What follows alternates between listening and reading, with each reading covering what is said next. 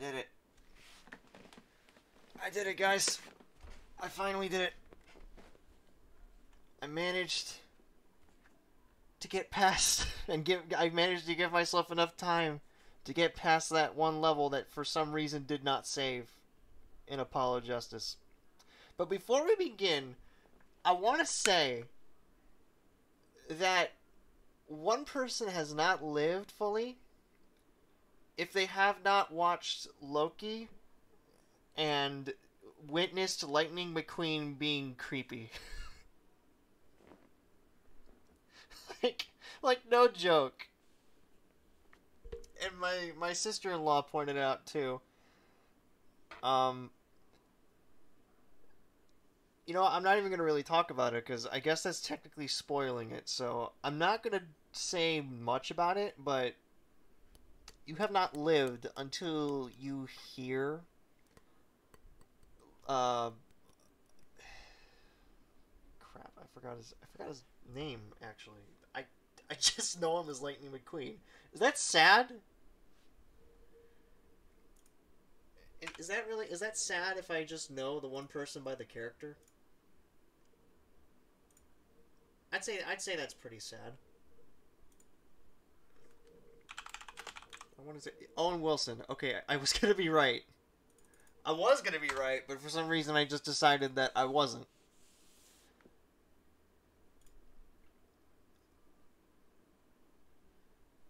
God, he's a talented person. Alright, anyway, I gotta pull up the spoiler-free walkthrough, because I know for a fact I'm not gonna be smart enough for this. Just gotta remember which one it was. Was it this one? I think it's this one, right? Yeah, it's this one. I just gotta scroll on.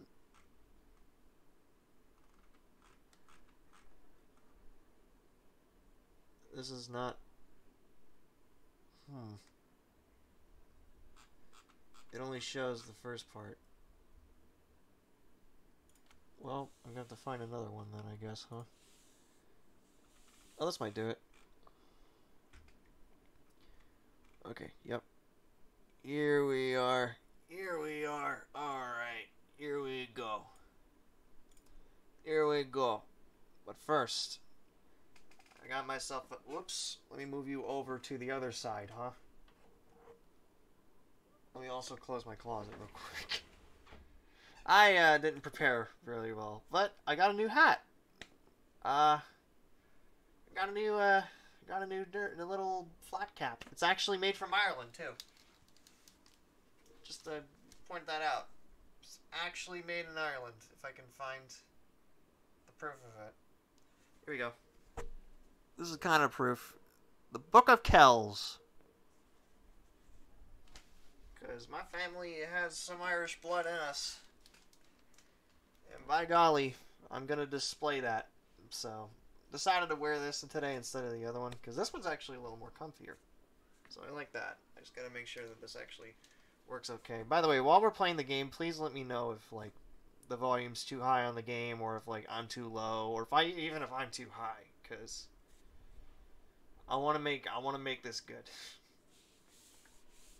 Anyway, I'm going to open up Decimime yet again, and we're going to go on over to the action. Let's stop messing around, shall we? Let's get into this, because we got 2 hours. 2 hours to our name. Maybe more, since I've decided to stream earlier. We'll just see how invested I get. Seems a little too high. And that is the whole truth of this case. Huh? What? Hi? What? What is this? Gotta move some stuff. Okay. I did who the hanibu? Who the manabuda? In order to understand it myself, I had to know the story of the last 7 long years. Oh, is this Apollo?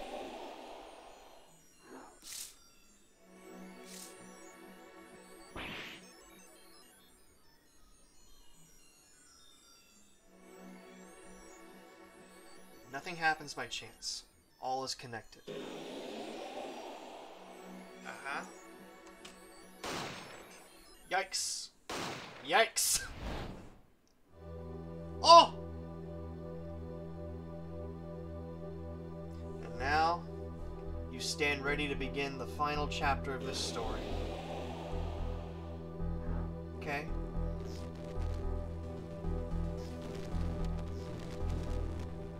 Howdy who there? Will the defendant be found guilty or innocent? The decision is yours.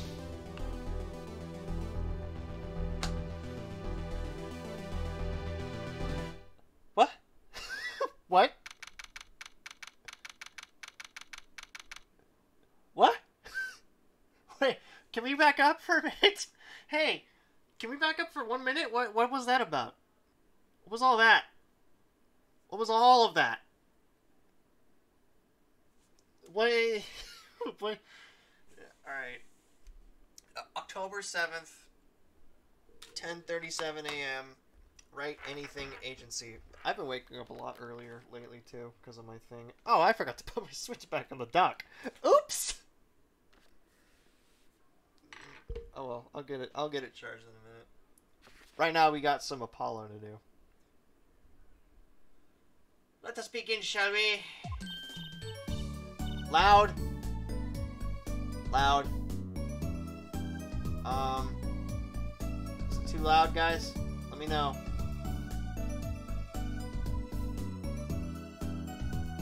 Hang on, actually, I'm gonna do a test real quick. All right, me in the future. Let me know if this is loud.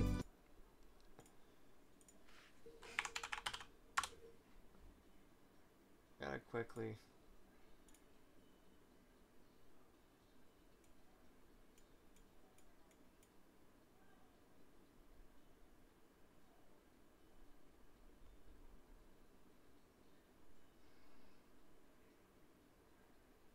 Okay, it's not working. Oh, wait, nope. Alright, this is fine. Actually, no, I couldn't even tell, because... I gotta open Twitch back up again. I gotta open Twitch back up again. And then really quickly... check. You're gonna hear an echo for like a minute, okay? That is all you're gonna hear. Okay? That is all you're gonna hear. Okay, that's fine. That's fine. I needed to make sure. That echo's not gonna come back. I promise. Alright? Oh god, I gotta remember the voice I gave Truce here real quick. Hey, Apollo! Look! On TV! Look! Look! Yeah, I'm kinda busy. Whoa, look at that! He's the last Grammari. Grammari! Alright, amazing!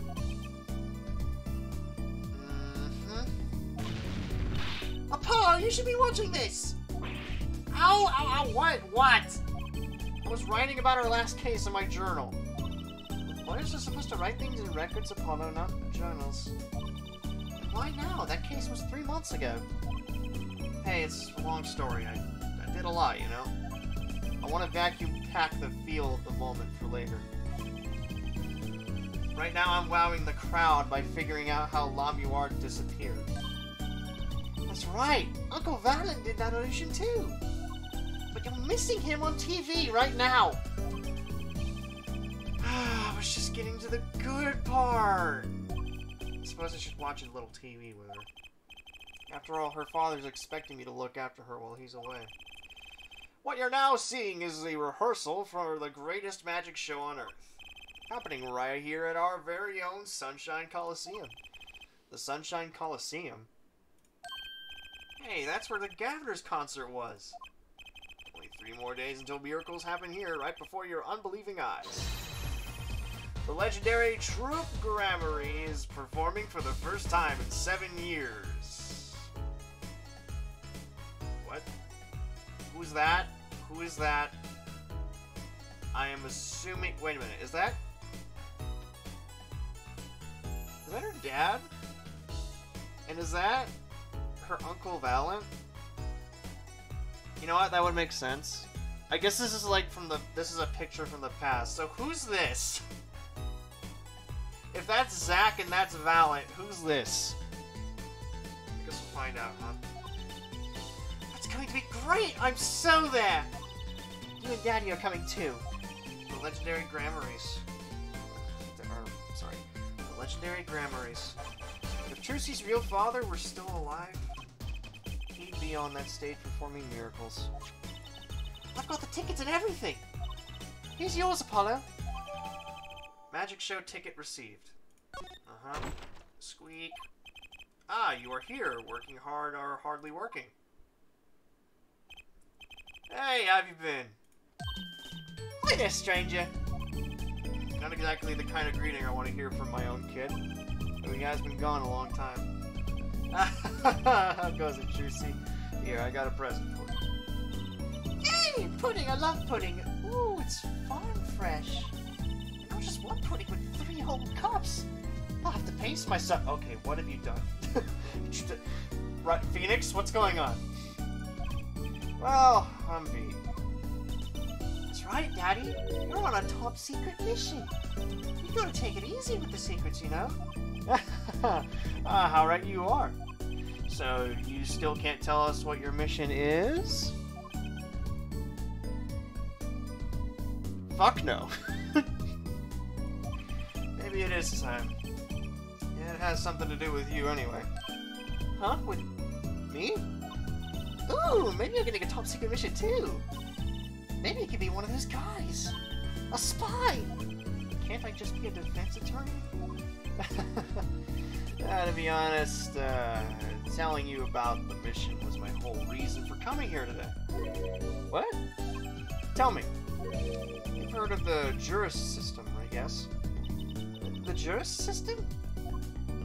That's right, the new legal system everyone's talking about. Have you heard of it, Apollo? Huh? Maybe? You haven't heard of it, have you? Not as many people are talking about it as I thought. The Juris system, huh? What is the Juris system? So, Daddy, what is this? What's this Juris system thing? Well, Trucy, do you know what a jury is? I've heard of it. Isn't it those people who sit in the courtroom in those old courtroom dramas? The ones who get to decide if a guy's innocent or guilty. Do you know, Apollo? Only from TV. It's 12 people chosen from the community, right? Oh, they're thinking about reviving that system. Wait, you're telling me... Hold on. You're telling me that we've been going about this whole thing with no jury?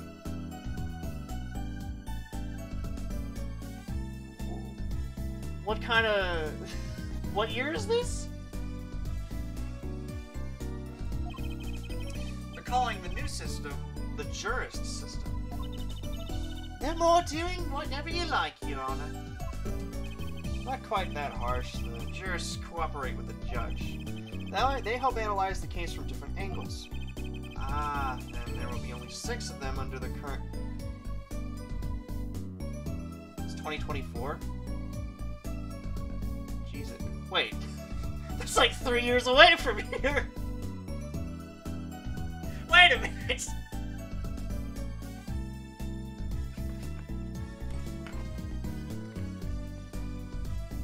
Welcome to Ace Attorney Hell!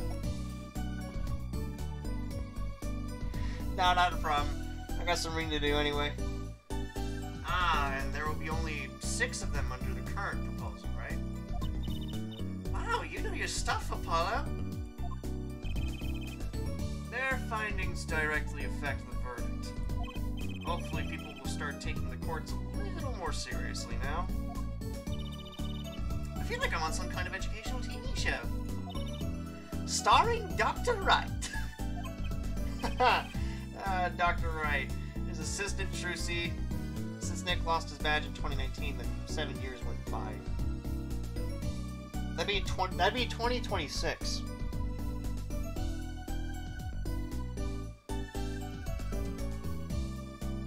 Wow. That's still kind of not that far away, to be honest. So, from what I understand, and if the whole, like, legend of video games predicting the future is true, then we're gonna not have the jury duty anymore. At some point, and then around this time, 2026, they're gonna be like, yeah, maybe we should bring that system back. That seemed to be working great. Why did we get rid of it?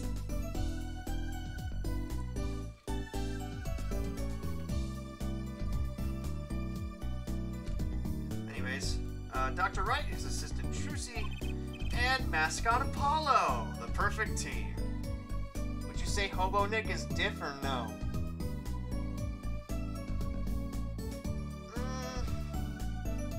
I'd say he's a little more laid back than the original. I said DILF. Oh. Sorry. No. Me personally, no. I can't speak for anyone else. So.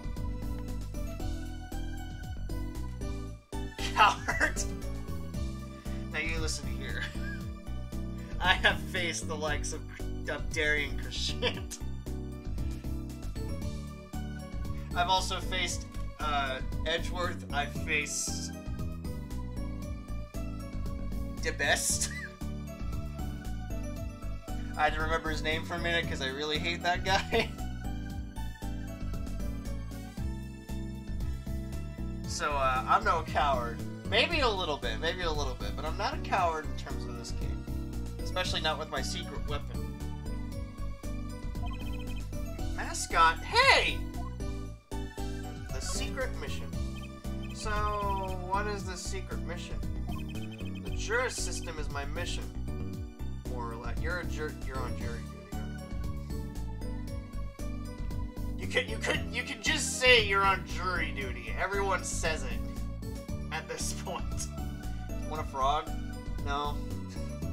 We got too many pets. I already have a dog that wants to kill a bird, so I don't need a frog to add to that mix. I meant a frog video. I'll get back to that. Give me a couple minutes. Anyway, keep in mind that new ideas like the system are always risky, Apollo. Too true. Everyone's got an opinion. And they just talk and nothing gets decided. Kind of like you, Apollo. I'm not that bad. Am I? In any case, we're going to give it a shot. A test, if you will. I don't like tests. We'll take a case as a sample and choose 6 jurors. I'll be the one helping with that process, incidentally. Helping how? Well, for one, I'll be chair of the Juror System Stimulated Court Committee. The JSSCC, for short. The chair constructs the ideal situation, choosing the case, the jurors, candidates, even the judge in the courtroom. Wow! It's like you have a real job! I was never that good at the piano, to be honest. What do you think plays in Nick's head when he thinks? You know, I don't think anyone knows what's going on inside that guy's head. Especially now. Especially in this timeline, I don't think anyone knows what's going on in his head. Like, that's what made Blue Badger, perhaps. God, one can only hope. I mean, in some cases, I like to think of, like, I like to think he's probably wondering, like, what his friends are doing. Like, what the people he hasn't seen in such a long time are doing. Or the Magatama. Oh, I get it. Okay, yeah. Yeah, no, honestly, the Magatama might be playing. The theme where he just goes, oh, like, that plays in his head, and he's just like, oh god, here we go again. Alright, get out the thing, put it up, alright. Reveal to me your secrets. And then everyone's just staring at him like, what are you doing? You insane man. Someone get him to a mental hospital. You joke, but that happens in this case. I kind of expected that. There's no way we were gonna play an Ace Attorney game and not play as Phoenix Wright. There's no way. Once a lawyer, always a lawyer, I guess. The trial's tomorrow, by the way. Don't miss it. The trial simulation, that is. A simulation, huh? Sounds interesting. So, what kind of case is the trial simulation about? Well, since it is the first run-through of a new system, I wanted something simple. Good thinking! No sense wearing yourself out in something too serious. True. The case is a murder. I just wanted to start with something simple, you know, just something that's run-of-the-mill. Oh yeah, great idea, Dad. It's not a good idea to tie yourself out. Yeah. Trial's a murder, by the way. We as a society need to discuss on how the fuck Nick is still alive. Determination. Also, I think he was like 20 when his game came out. He was like around his 20s or like 30s. So he's not that old. Thought it was stupidity. That too. That too. Yeah, so he's not really that old. Like, I think right now he's in his 40s. Maybe. Like, he looks like he's like in his 30s or 40s right now. So he's not old. He's not like you're still at your peak at 50 old.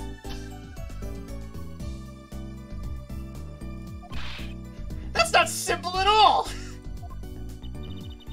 By simple, did you mean the defendant is guilty? Yes. Most likely. So, good luck, Apollo. With what? With the trial tomorrow.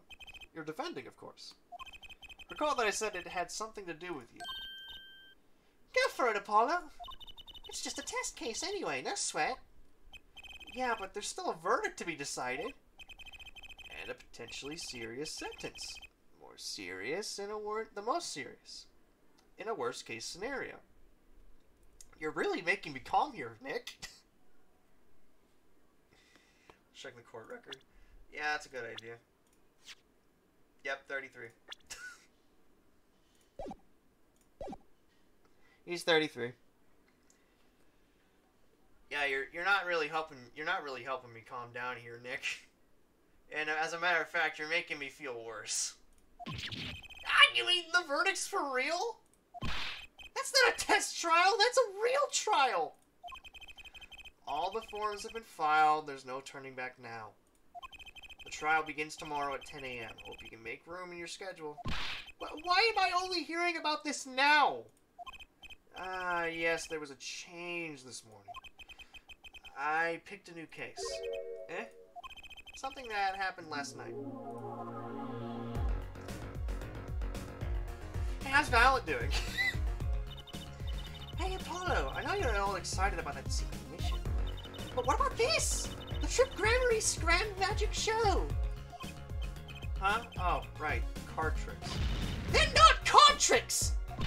They're grand illusions! Miracles! The apocalypse! So, what? That's 3 whole days from now. It's at Sunshine Coliseum! Let's go! Let's go today! We can say hi to Uncle Valent!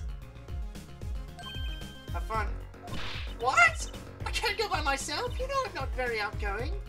Says the girl that chased a guy down for her panties. Right.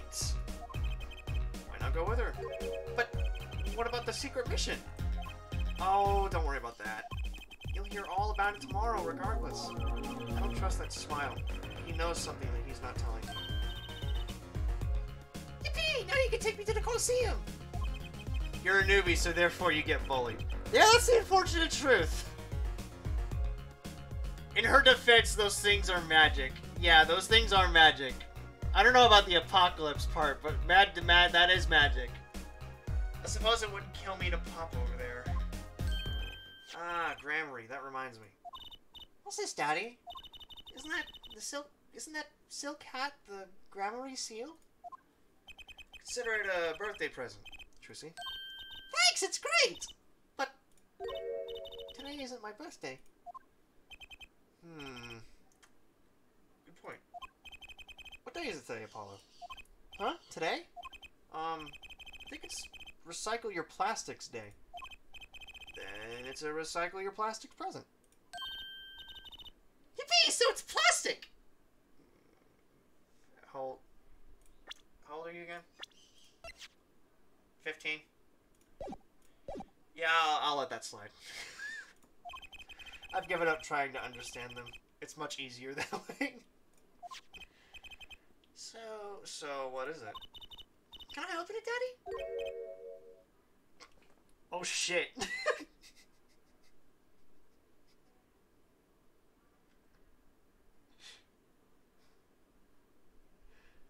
That look, though. That's... Hold on. I gotta just... Hold on a minute.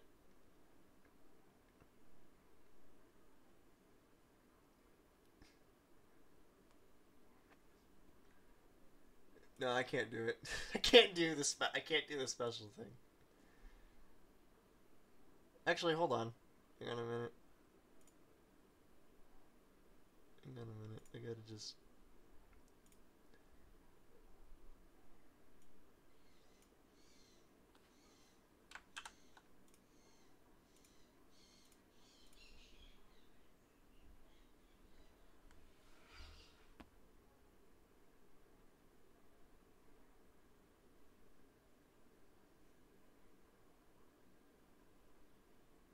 I'll be right back. Give me a minute.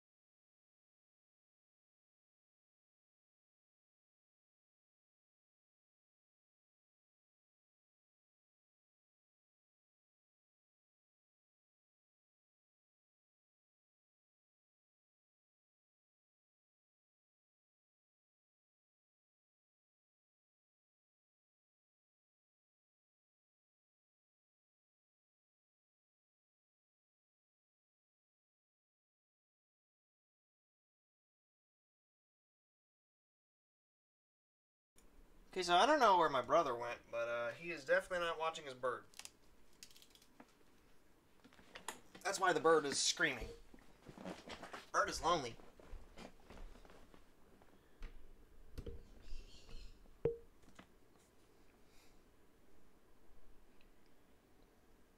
Anyway. His fucking face, though. No. Huh? You'll need that envelope someday. Someday soon. Don't open it until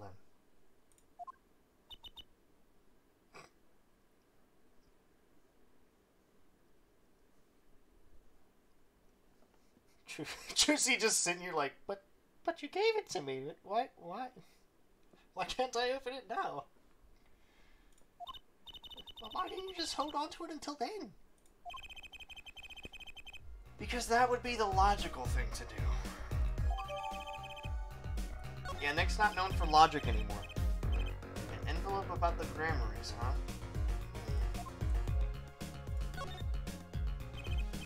Alright, so what case are you gonna use? You really want to know, don't you?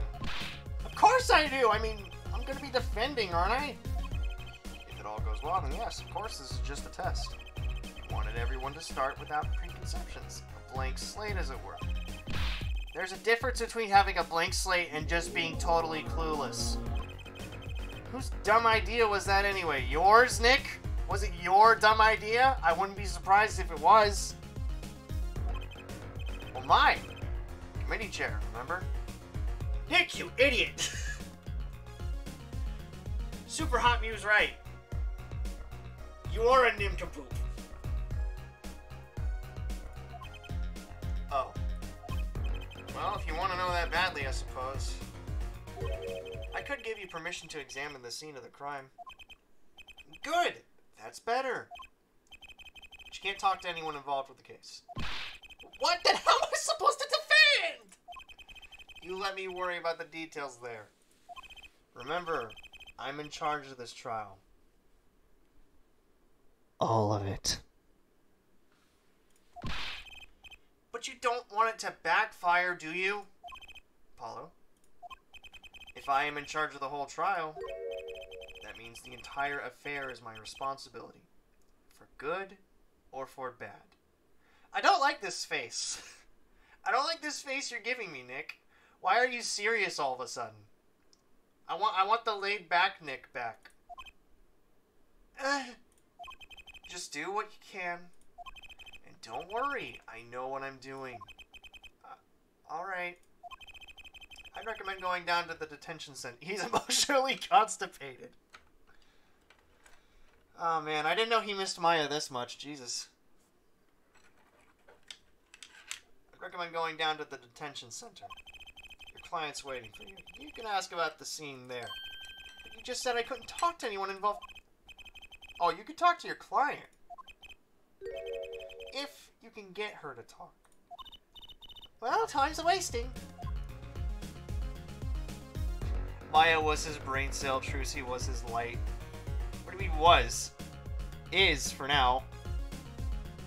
Alright. Well, I guess that's it, huh? I mean, it's...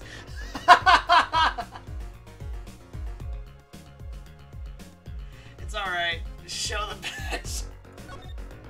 Alright, I'll show him the badge. Hey Nick, check this out. Ah, presenting, are we? I did my fair share of that back in the day. Showed my attorney's badge a lot, too. It may look a little calm now, but you should have seen it before. You know me too well, Trucy. I'm glad I provided this opportunity for a little family bonding. Well, that means everything's gonna go down to shit and Trucy's gonna leave you, isn't it? Especially considering what my friend here just said. It's okay, Nick. You'll be remembered. I mean, I might as well just appeal to truth that nothing's gonna happen. Liar. If there's one thing I know about Ace Attorney, it's that anything that you don't expect is gonna be expected. So it's best that I just get the sad shit out of the way.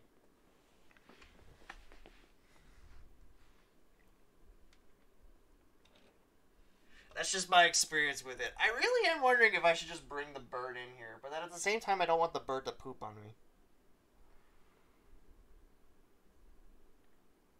Plus, I think my dog's in here. And I don't think that'd be good. Plus, I have the fan on. There's gonna be some pain.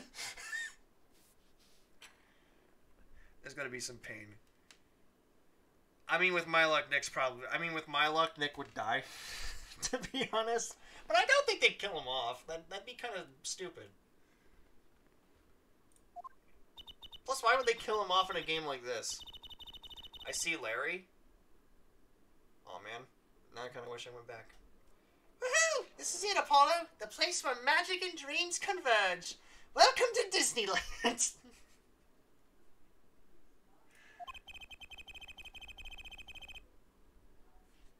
Bottom. Oh, yeah, now I see him. Laurice. See, this is what I mean. I wonder if Nick's just thinking in his head, like, God, I wonder what Laurice is doing nowadays. Just a while ago, it was a place where murder and nightmares converged. Let's go say hi to Uncle Valent. What about the case? What? Only a performer laughs like that. The young Miss Trucy. How often I hoped we'd meet again, only to tell myself it was an impossible dream. Gil won't be relevant till a damn DLC case.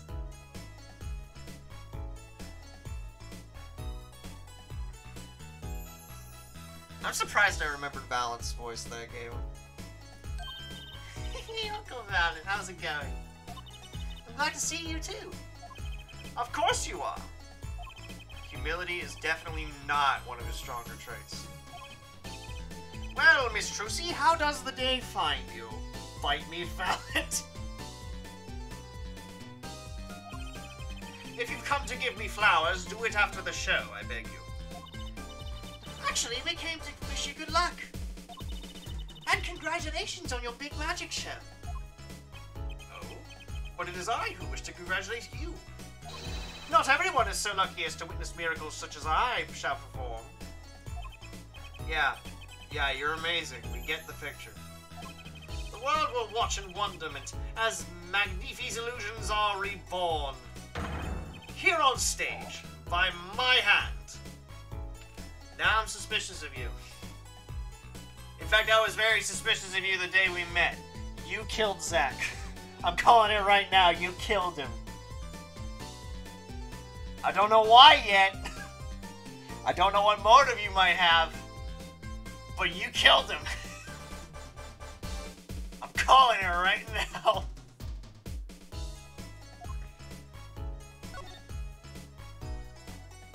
Big magic show. Everyone's talking about the big magic show. Is it true that the Gramarye Miracle is back after a 7-year absence? Miss Trucy, I must apologize.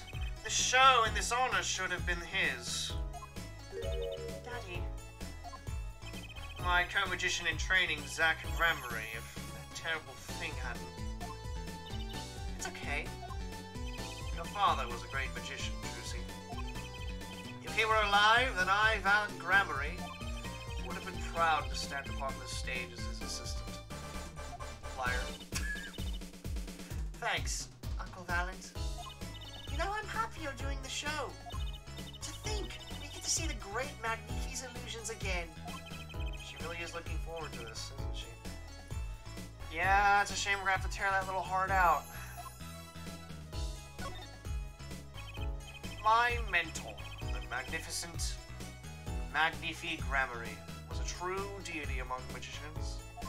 A creator god who gave birth to magic and illusions that defied our very imaginations. I mean, you could have just said he was a god.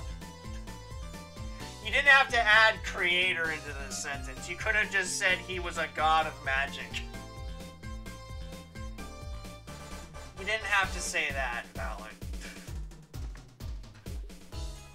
But I digress. Let us continue, Valent.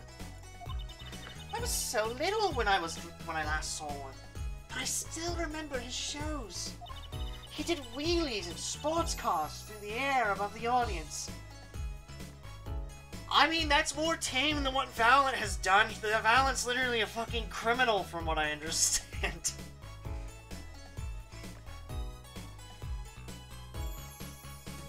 He's the epiphany of a phantom thief. And then spin off to outer space. Faster than the speed of sound. I'm starting to think that that was an edit, Trucy.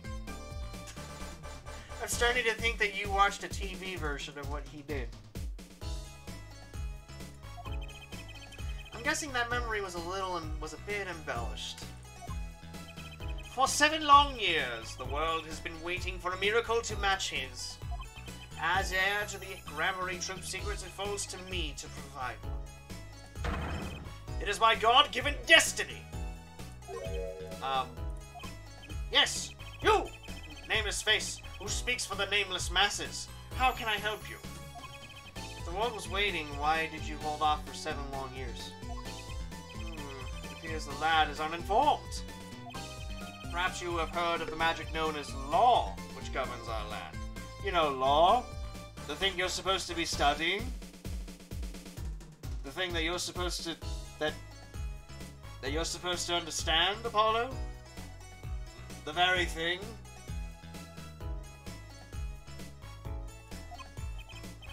I have, though I'm not sure it qualifies as magic. The performance of Magnifi's miracle was impossible. A certain law prevented it for 7 years. But no more! 7 years. That phrase sure likes to pop up, doesn't it? Why was that? Oh no. You know, don't you? You have an inkling of an idea, don't you, Trucy? A little matter called performance rights, Miss Trucy. Can you tell us about these performance rights?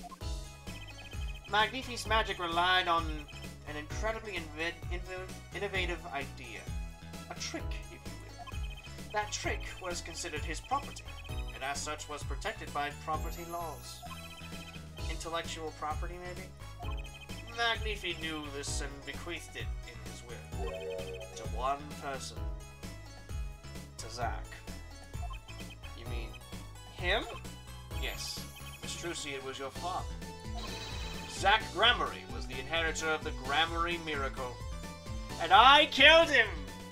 Because I wanted it! Look upon me, for I am the Loki of this universe!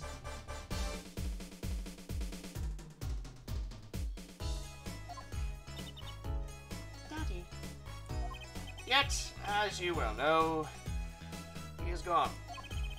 He disappeared suddenly 7 years ago. Wait, he's not dead?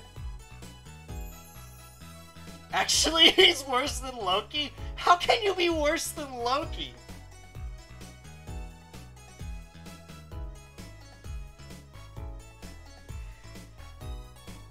So he's not dead then. Oh no, oh no. Trucy really is the Maya of this story. Oh god, we're gonna see her kill her dad, aren't we? Yikes. I think I see where this story is going. Once a person is classified missing for a certain period of time, they're considered legally deceased. Oh, they're considered legally deceased, correct? In all absoluteness, those rolled-up sleeves consider your competence well, young man. That certain period of time of which you speak is 7 years. Ah. Yes, Miss Trucy.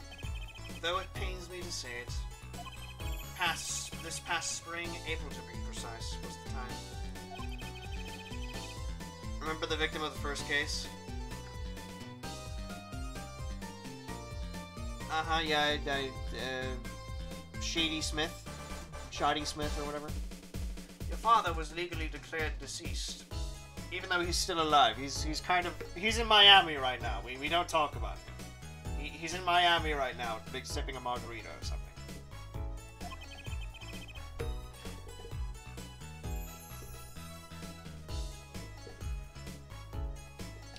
Alright, this is where I'm going to stop reading the chat now. In the absence of a formal will, the secrets of our mighty mentor, Magnifi, passed to me.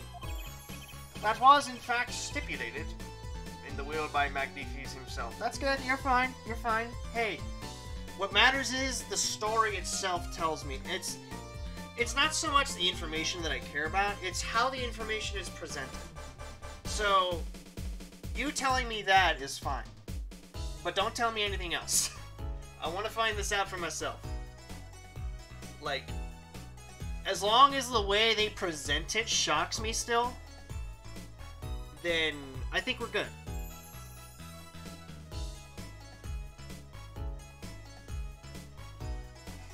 This was, in fact, stipulated in the will by Magnifi himself. Is that how it works, Hello? Yeah, it's called death in absentia. Okay, good luck trying not to die in court. He's declared missing. Permanently.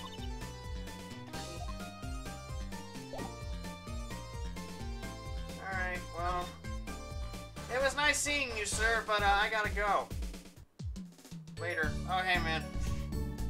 Tell me how many times die you get a game over.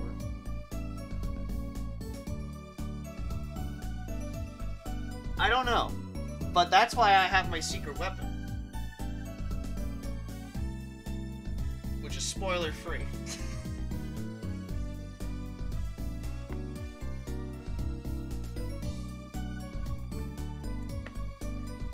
Because while I do... Here's the thing. I'm not smart. Actually, yeah, the power of the save file, too. But I'm not smart. And I will openly admit I'm not smart. I'm literally Riddler. I will cheat my way through something. I will openly admit that right now. There's no way in a million years that I can make it through this without a walkthrough. But I chose a spoiler-free one, so we're good in that respect. Anyways, let's go talk to this defendant. I clicked the wrong one. The wrong thing. Clicked the wrong thing. Sorry. Detention Center. Let's see who this is. October 7th, Detention Center. Visitor's room.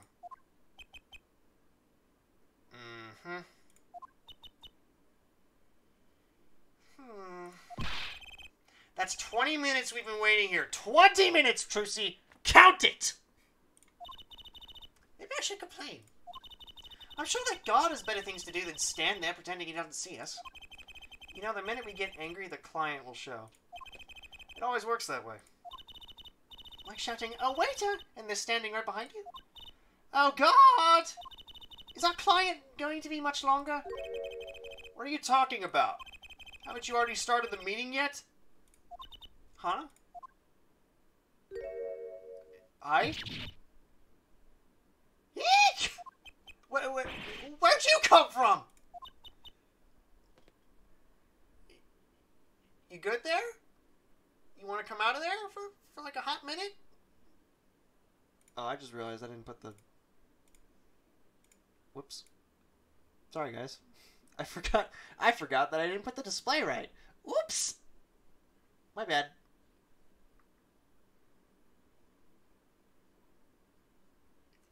You good there, honey? You want to step out of the corner? Well, anyway, please have a seat. Please. Aw, you're cute. You know who she reminds me of? She reminds me of Abigail from Stardew Valley. Oh, that poor fucking bird. Hold on, guys, I gotta... Yeah, no, she literally reminds me of,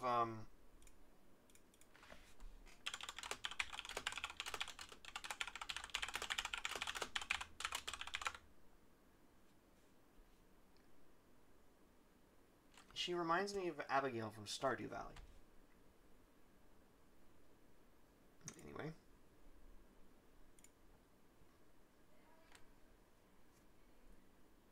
Oh, I know where he went now. He went to go pick her up. You already know who this is, don't you?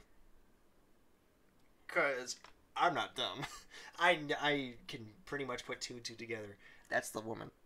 I just don't know her name. I'm nervous, Apollo. It's the silence. It builds suspense. Why don't you do something, Trucy? You're a magician, aren't you? That's right. Okay. I'm the amazing Mr. Hat.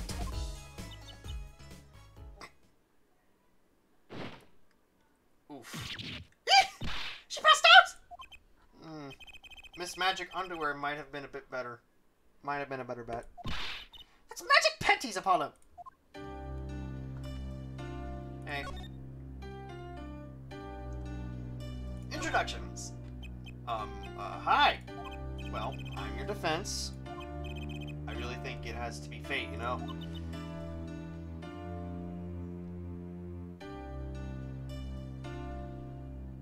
Okay. And by fate, I mean destiny. Did you know that I'm good with astrology? Tell me, what's your sign?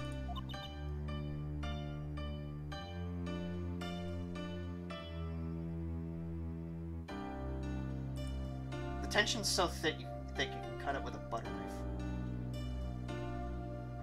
Actually, no, a meat knife. That's how thick it is. You can cut this tension with a meat knife.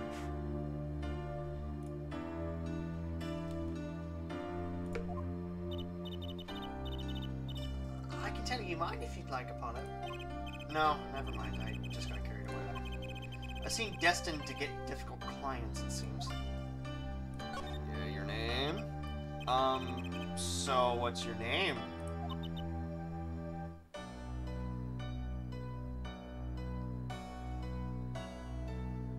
Are you mute? Did Phoenix pair me with a mute? Is that what's going on here? Oh, right. I'm supposed to introduce myself first. I'm Apollo! Apollo Justice.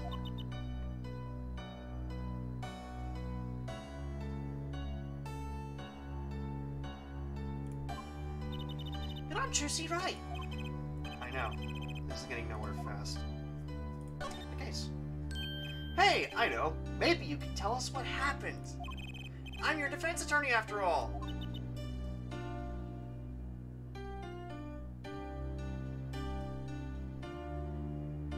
Uh-huh.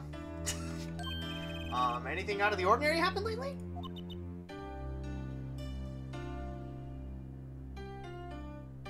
Okay.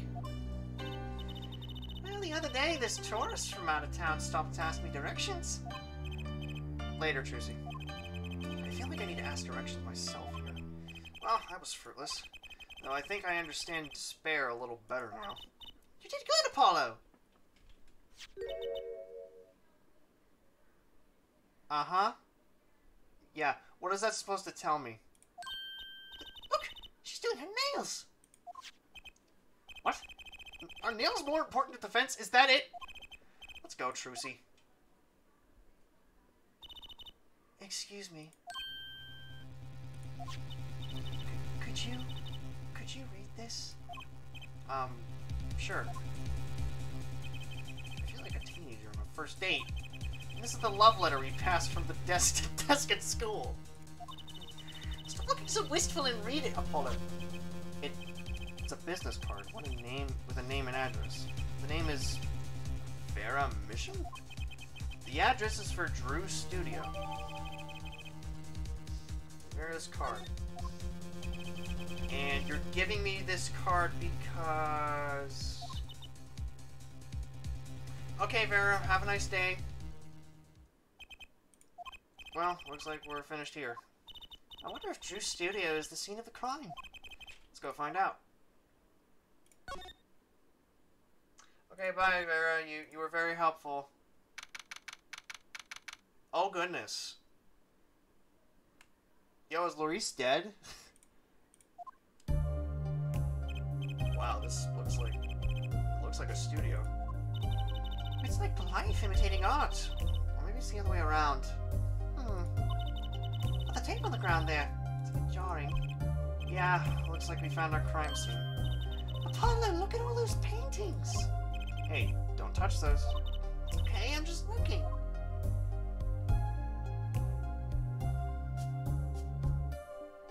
Wow, that's really good, actually. Hello? Huh? Oh, look at this one. Looks half finished. You can still see the rough sketch underneath. But that's odd. The rough part doesn't look like the rest of the painting. Oh?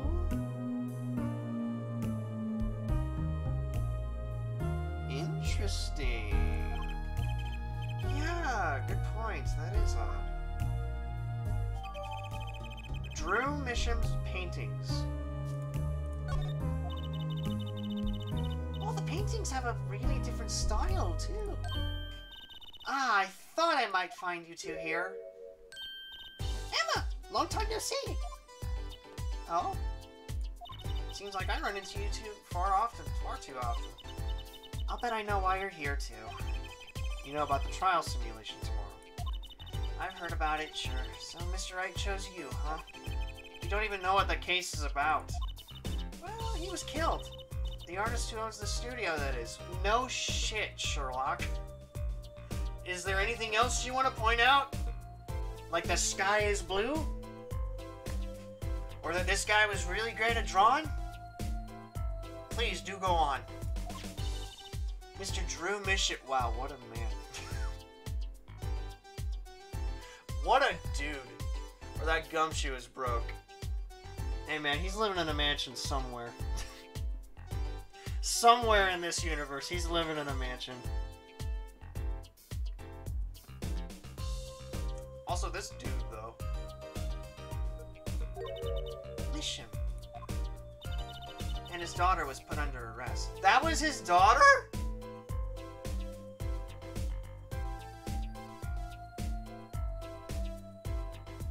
Yikes! Yeah, we just saw her at the detention center. It was funny, though. She seemed more like a victim than the kind of person who could commit murder. Yeah, Trissy, let me tell you the tale of a guy named... What was the... Hang on a minute. Hold on. What's that chef's name?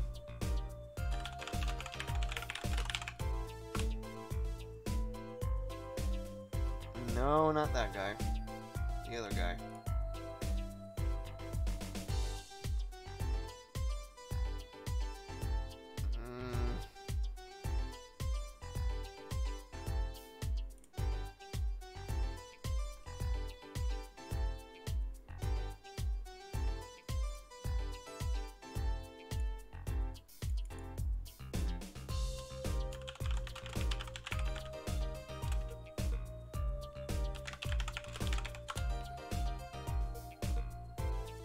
Jeffrey, that was his name. So Trissy, let me tell you the tale of Jeffrey Masters. He too was accused of a crime, and that crime was not true. Well, the crime was real, but he was not the one who committed it. Sadly.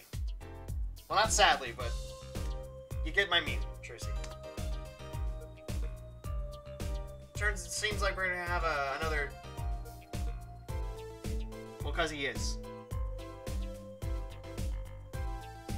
He is an Ace Attorney name.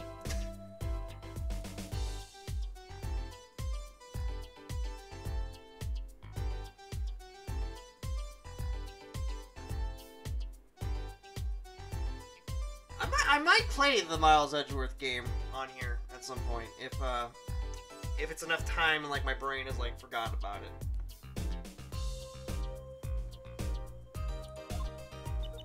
You don't say. Not even by poisoning. That's how it was done, you know. I mean, to quote Shane Madej, it takes a lot of commitment. Like, you'd have to be very committed to do something like that. Even something like poisoning. Because at the end of the day, like, you have to think of, like, the aftermath.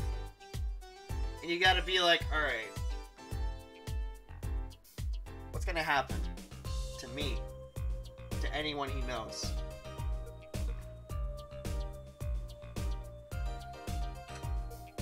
Plus, it's like I don't think a daughter would go as far as to do that. Not unless there was like either a really good reason, like I'm talking like father was a piece of shit, and like abused her or something along those lines. But to me, seeing this room, seeing what he looked like, seeing what he does, I don't think he's an abuser.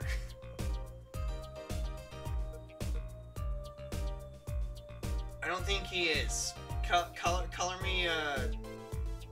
me not convinced. Poisoning's a common way to get the job done when the murderer is a woman. Can I show frog video now? It's a lad. I mean, sure, if you wanna. I might not watch it now, though, because I am in the middle of streaming, so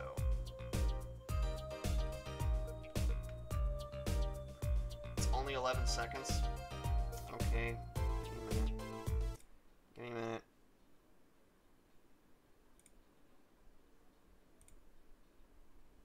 All right, fine.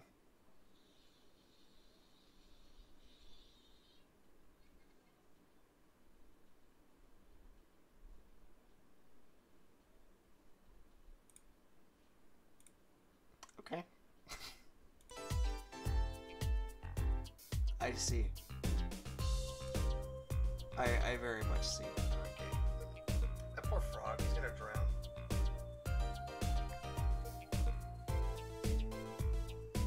What did I think of him?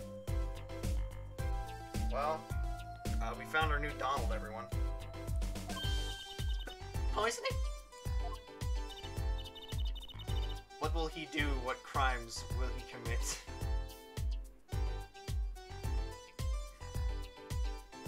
I don't know. That's up to the frog in this scenario. Anyway, Mr. Wright told me you'd be coming. Feel free to take a look around. I should be over here with my snackoos. We can't talk to anyone related to the case this time around. Which means we'd better find out as much as we can here at the scene.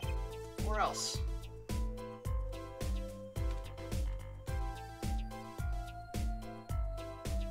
I usually get told arson or crimes beyond our comprehension or tax fraud.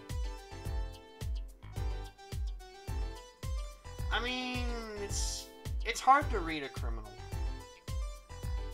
It really is. It's really hard to read a criminal. Like, trust me, start of this game, I thought the dude that we were going to be taking care of was, like, very nice, caring, mentorish. And then, look where he is now. Look where that got him.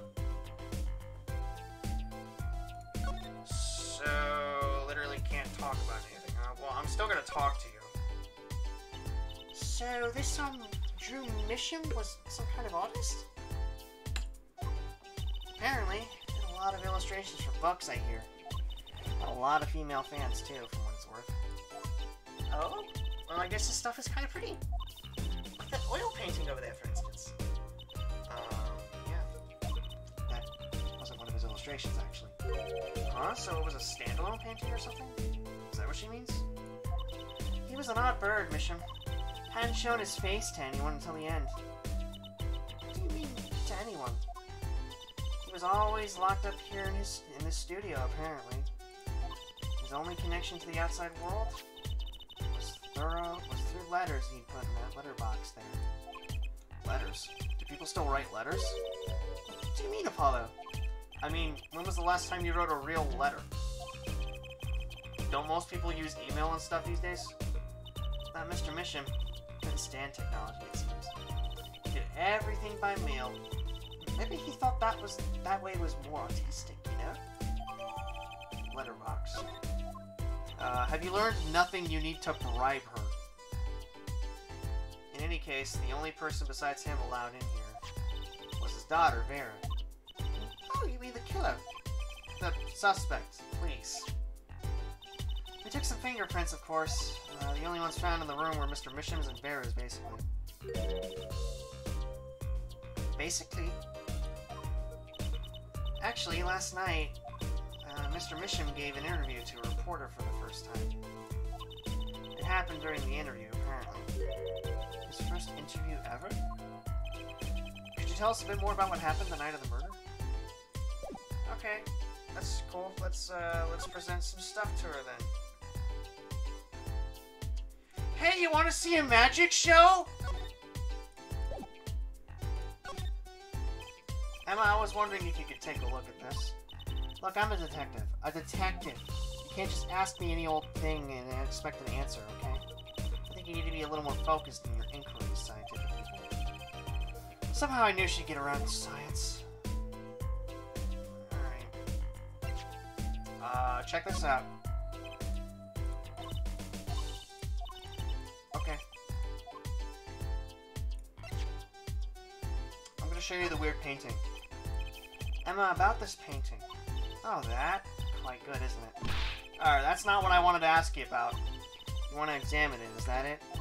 I'd be happy to let you if you had a good reason. But without that, sorry. I guess she wants us to do a little footwork on our own first. Alright. Fine.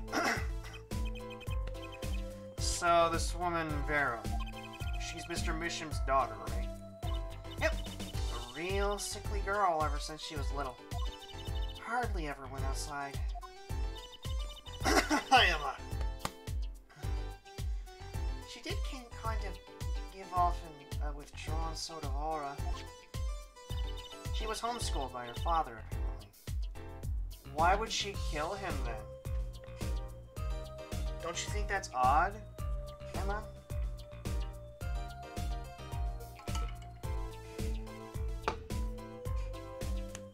Don't you think that's weird? Don't you think you should be doing a better job than what Dick Gumshoe ever could?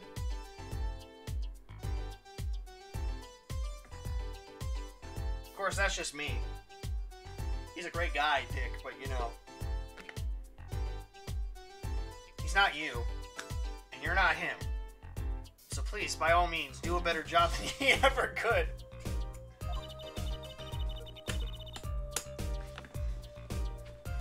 It was quite a scene when they took her to the detention center. She was screaming about how she'd die if they took her outside. That does sound like a scene. In the end, she agreed to leave if she was allowed her good luck charm for company. Her good luck charm? Apparently, she has this charm that magically gives her the courage to go outside. Why can't I ever get a normal client? I mean, Apollo, if you're thinking this way, think of what the judge must be thinking. Like, think about what he has to go through. That poor guy has had to see a bunch of weirdos coming into his courtroom like, I just can't get anyone normal now.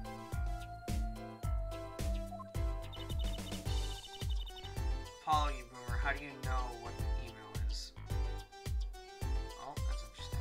What did that happen? Why would a shut-in daughter kill her own dad? Exactly. Ask that question. Don't look at me. So, about the poison that was found to be in his coffee, right?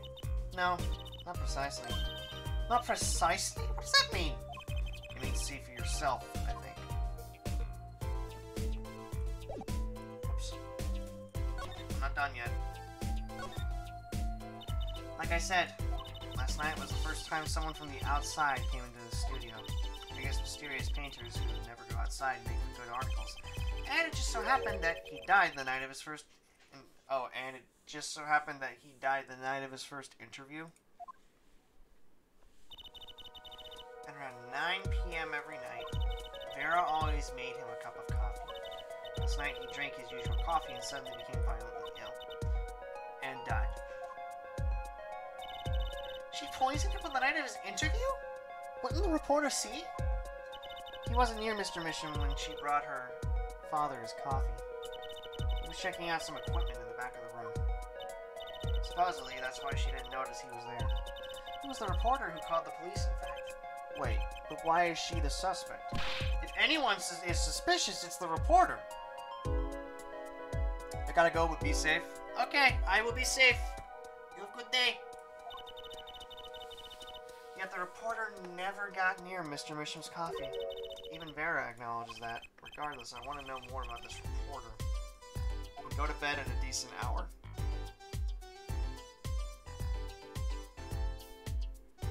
No promises on that one. Anyways, I gotta let my doggo in. I'll be back. Whoops. Not that one. This one. Ah! Why? Why do you do this to me, headphones? Headphones why? Shit.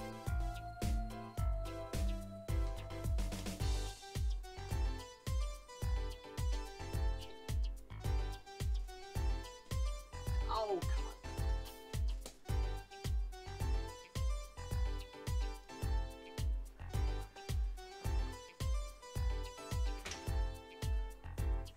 Oh, really?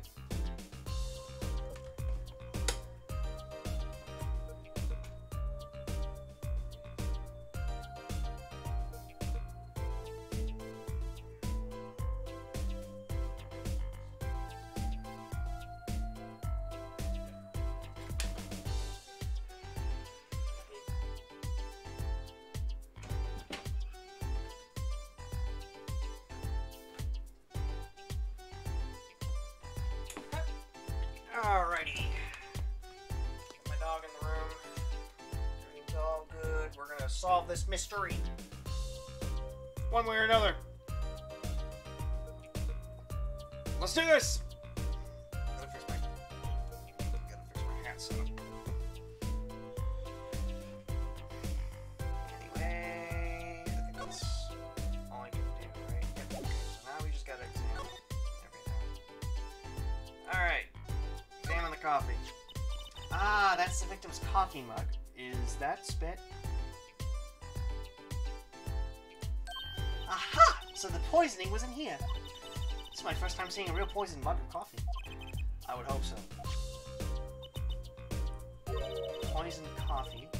Not exactly, actually. What do you mean? No traces of poison were found in the coffee. Then what the hell was he poisoned with? By all means, tell me. What? You'll have to figure the rest out. The rest yourself. I'm officially not on your side after all.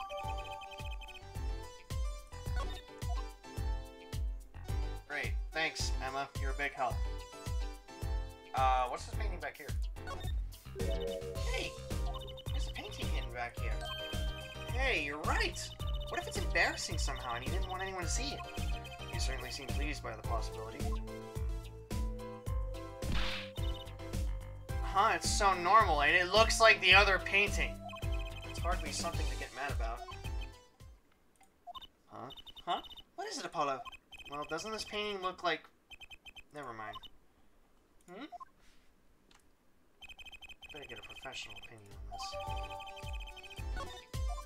Uh-oh. Let's examine... Eek! Apollo!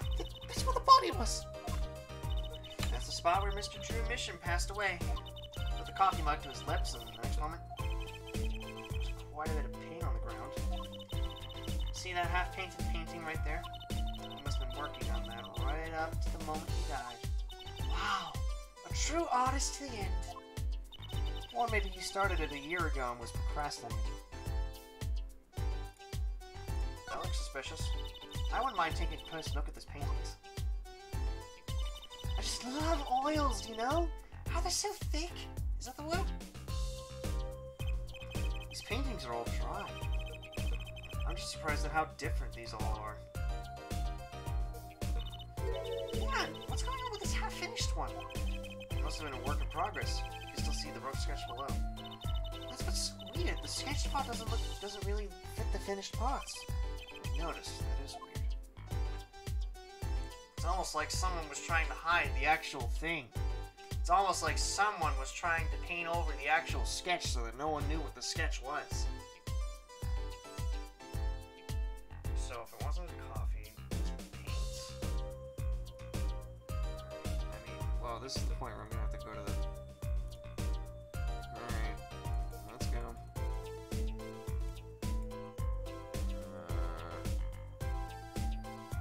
Talk about... Wait a minute. Aha! Bet Emma can help us out here. Yeah, flattery will get you everywhere with her, Apollo. Huh? What are you two whispering about? Well, I was thinking. I mean, what is it we always do when we run into you at a crime scene? What is it we always do scientifically? Ah, you know me too well. Okay. Okay, meaning we can get scientific now? Oh, I suppose, just this once. Bring me anything you find suspicious and we'll check it out. Perfect. Cause now, wait a minute. Hold on. There's something else we gotta do apparently. Open sesame. Wait. Open.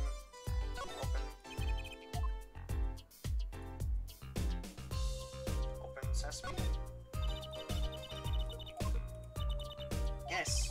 Did the police already analyze this cup too? Ah, a trace of poison was found in the cup. So the killer was after Drew Mission alone.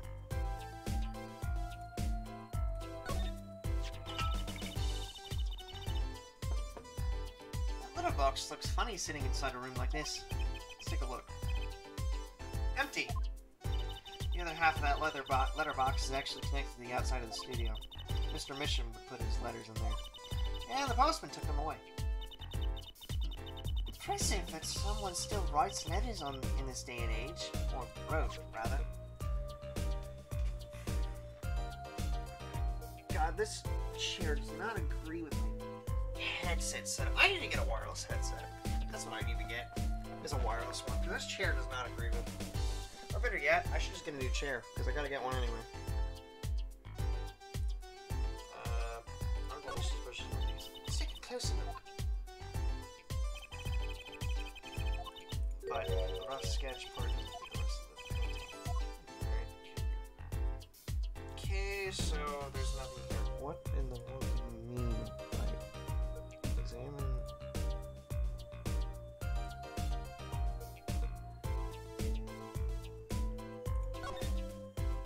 Oh! Let's take a closer look at this desk here.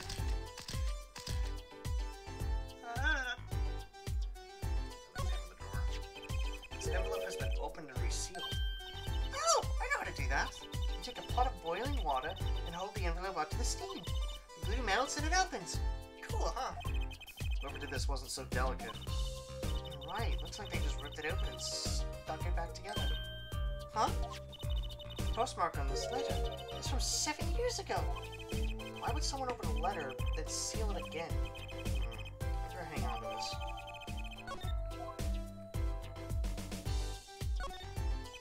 So this is Drew Mission.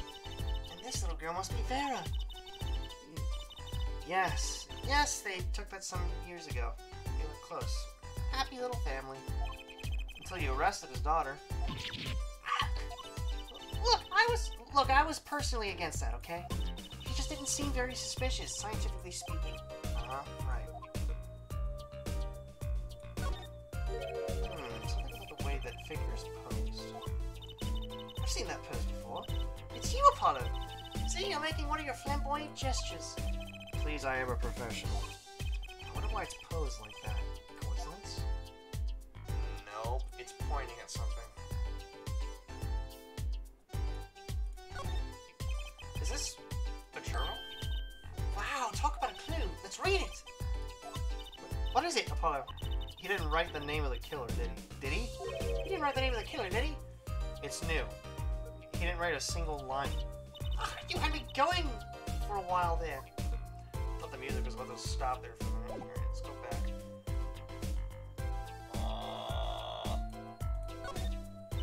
Is this just for painting, Apollo? That would be a drafting table. Drafting?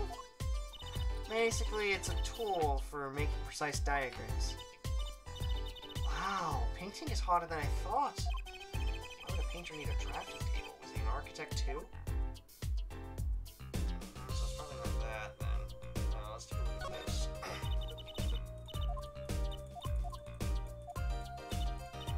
What if it's not pointing at the desk? What if it's pointing at the computer? What's all this equipment here for? It doesn't look very artistic, really.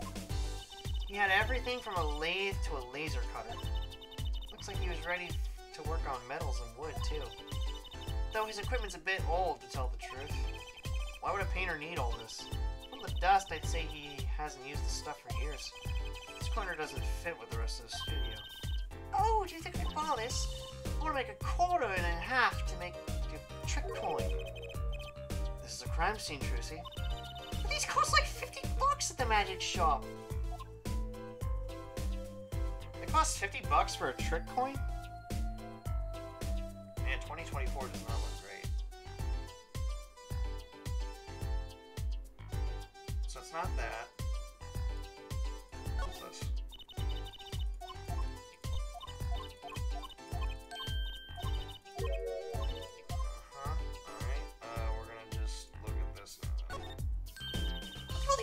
Apollo. There's so many.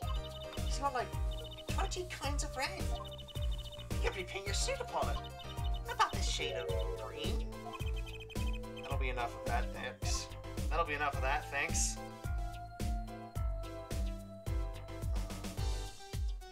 Here? That's nothing to do with that, I guess. What about this thing?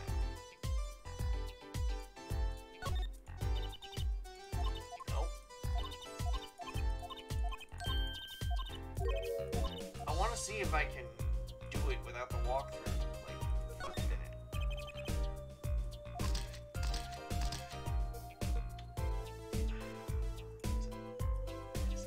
What are you pointing at? No.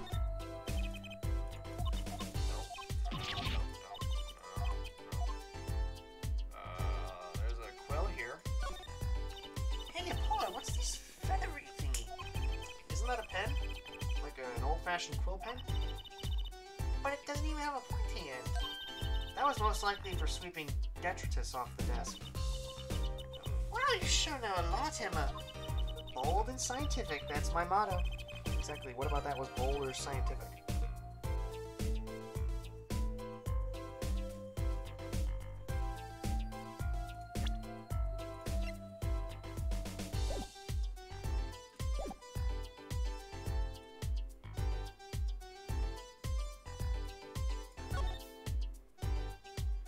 Alright, well, we're gonna have to just,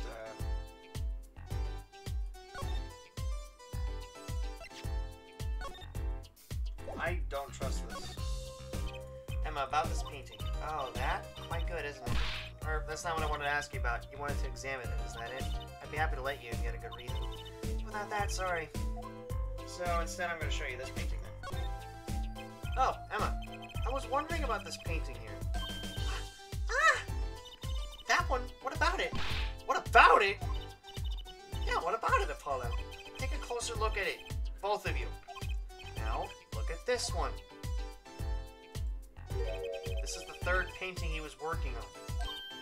Hey, they're the same! I was hoping you wouldn't find that. You're right, though. Drew Mission was copying this painting. Wow, it's pretty good. Copying a painting. What for?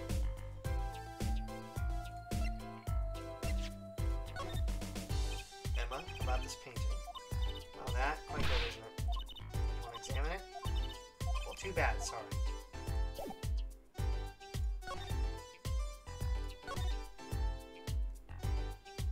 Jesus.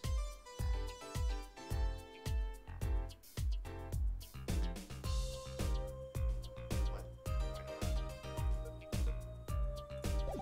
Wait a minute.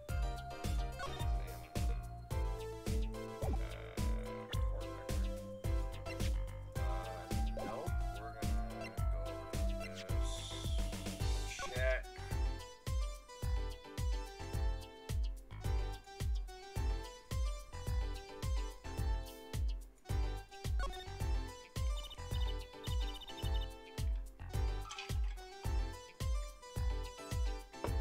Oh, look!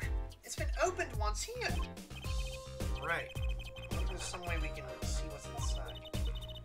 Should I try to get it open and then stick it back shut? Let's not tamper with the evidence, shall we? We got a better idea. Emma! Let's ask her. Oh, Emma! I've got something for you. Emma, about this. Oh, that... yes? Why, that's a bright red envelope. She sure is jumpy. Someone opened this, didn't they? My lips are sealed. Your lips are sealed. That's a first. You mean you know what's inside the envelope, meaning you opened it? Sure. I read it after all. Ah! You mean you were the one who ripped this open? Please, I would have steamed it open. But she did sneak a peek at it, apparently. Know that I have a powerful weapon on my side. Weapon? Yes. The use of tools. Highly specialized tools for information gathering. Tools I wouldn't mind getting my hands on. You should try flattering her, Apollo. They say little praise can open big doors. Never heard that one, but it's good advice. Let's try talking to her some more. About that envelope we found, I was wondering if you could help us out with that tool you were mentioning. You want to know about my tool, do you? It's called an X-ray analyzer. X-ray? Like the X-rays you get at the doctor? Dentist? That's right. At least that's what I call it. Huh? It has a real name, but it's much more complicated. The X-ray spectralization... something. How am I supposed to remember all that? So, basically it lets you see inside things like envelopes. That's right, you're chartreusey. It's a bit more complicated than that in practice, of course. Actually, to tell the truth, I'm not really sure how it works scientifically.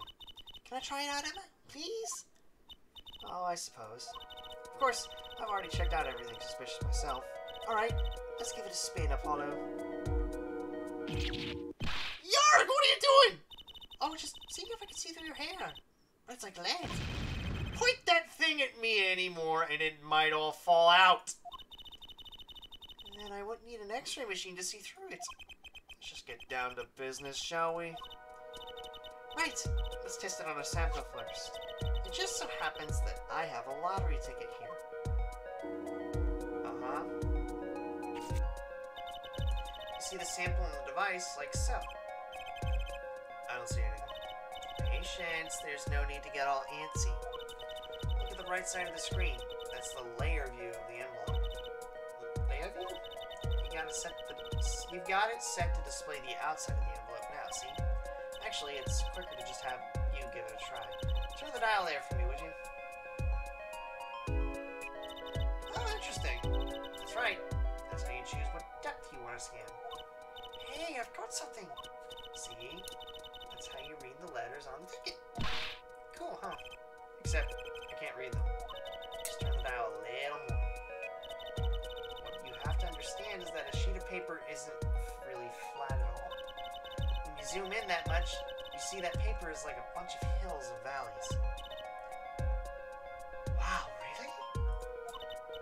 This X-ray device uses a beam with a wavelength of only 0.05 microns. What does that mean? It breaks cards down into thin layers so that it can only show what's written on that layer. I'm not entirely following you, but what good is it if you can't read anything? That's why we go on to step 2. Try rubbing the image a bit if you would. The image? You mean rub the screen? Oh, I get it. Oh. There, that fixes the image on the screen. Turn the dial again, just a little. To fix it too. Hey, I get it. We just keep doing this until we've got the whole thing. Exactly, not bad. Neat. Let's do some more.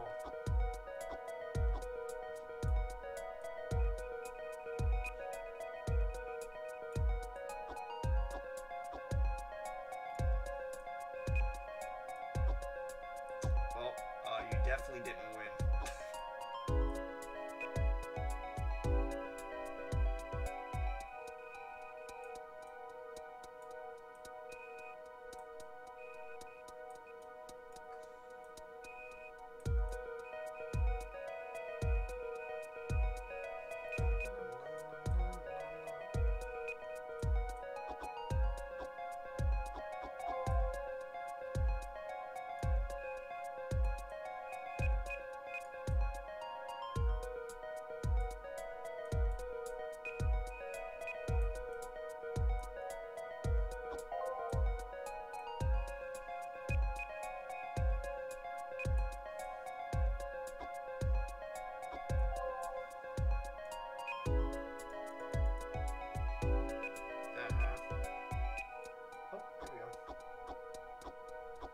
Lottery.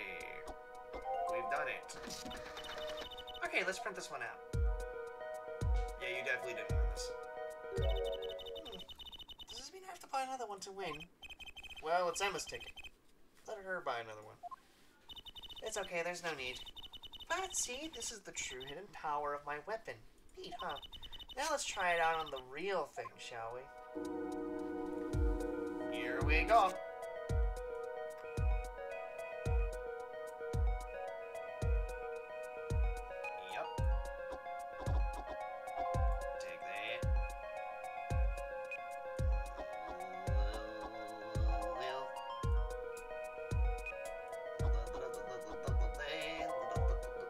Mr. Drew Mission.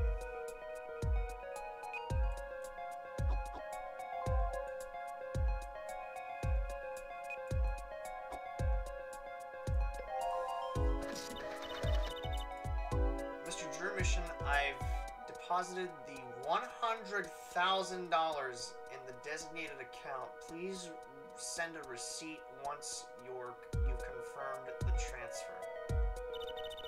Someone deposited $100,000 into Mr. Misham's account? Wow! That's a lot of money. His paintings must be really valuable. There's another page in there. Care to take a look? You bet I do. If you're going to read someone's mail, you might as well read it all. Here goes with the second page, then.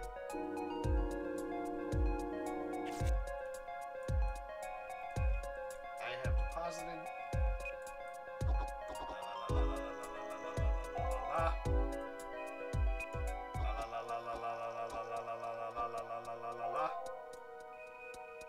Alright, we're getting somewhere.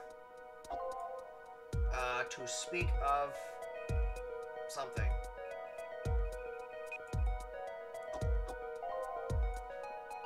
Sign the papers.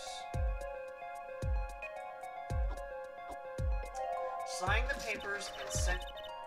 Okay, so sign the papers and send in the enclosed envelope with the enclosed something within days. I need not remind you to speak of this to no one. So it was a letter about payment for one of his paintings. Why all the secrecy, though? And what? Why was this letter the only one in here? It's 7 years old, right? Maybe it had something special significance. Maybe it had some special significance to him. Well, Emma? Well, indeed. She knows something. She's not telling us. Looks like she's keeping mum about it. Hey, Emma. Can I use that machine to x-ray the painting? Please? Ah, damn it. Different paintings. You think his works really go for $100 grand a piece? You really think his works really go for $100 grand a piece? Maybe I should take a painting. I don't think his paintings are worth that much. Something's not right here. Yeah. This one, specifically. Apollo, look at this painting. You can see the rough sketch. Oh, looks like it was only half completed. Huh? That's funny. Do the rough sketch and the finished painting look totally different to you, too? They do, actually. What's that all about? Emma!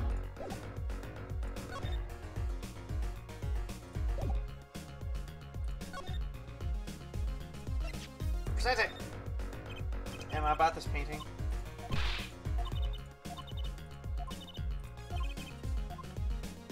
God, you're being a bitch and a half today.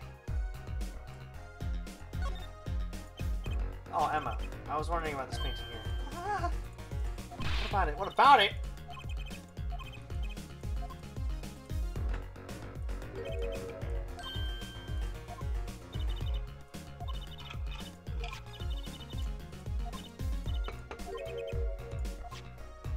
Yeah, why would he copy a painting? That doesn't make any sense.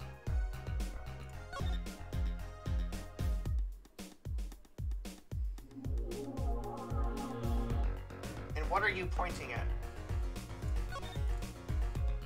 What are you trying to tell me, little doll?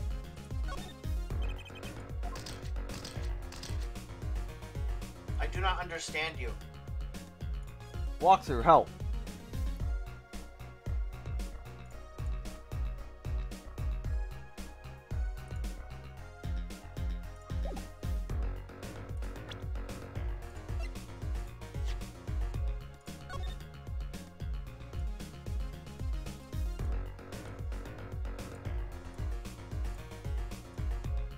I mean, that's suspicious.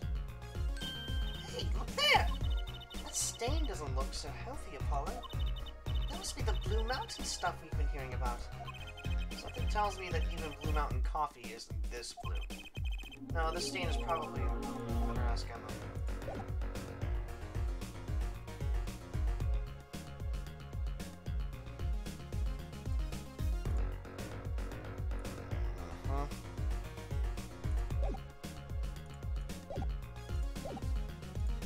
You. I have a coffee mug for you. Here. Emma, about this mug. There's a pale blue, residue on the rim. Eh? That... Yes, well, it's just a rumor. But I've heard there's a kind of coffee called Blue Mountain. I'm pretty sure it isn't actually blue, Emma. Ah, right. Okay, you got me. That's left over from my testing spray. Forensic science! I knew your hobby was behind this somehow, Emma. It's not a hobby. So, what kind of scientific stuff were you up to? This spray. That's what it turns blue. That's what. It turns blue when it touches poison. So the poison that killed the victim was on this mug? The mug that you said didn't have any poison on it? That's right. See? It wasn't in the coffee. The killer applied it to the rim of the mug. Oh, okay. Wow, science is amazing. It certainly is helpful. Maybe Emma'd be willing to help us out a bit more. You should try buttering up Apollo. They say flattery will get you everywhere. It's certainly worth talking to her a bit more. About poison analysis. I was afraid you were going to ask about that. See, this solution is used to test for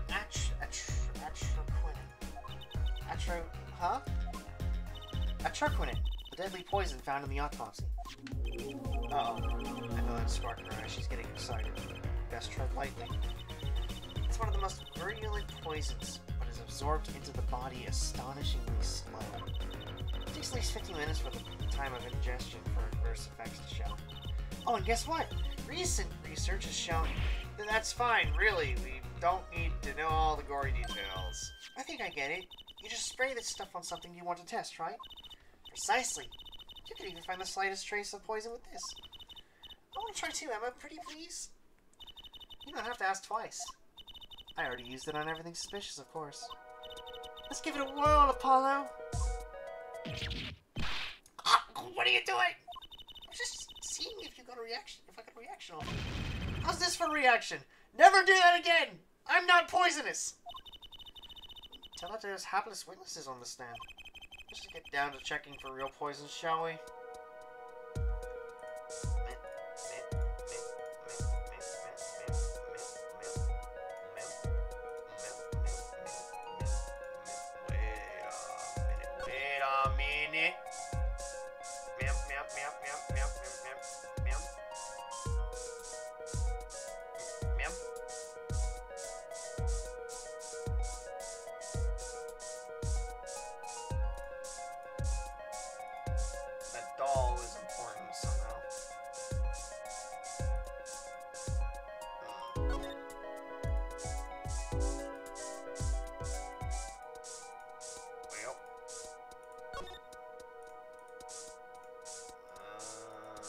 Keep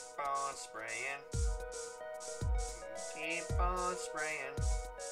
I'm gonna spray every corner of this until I find something.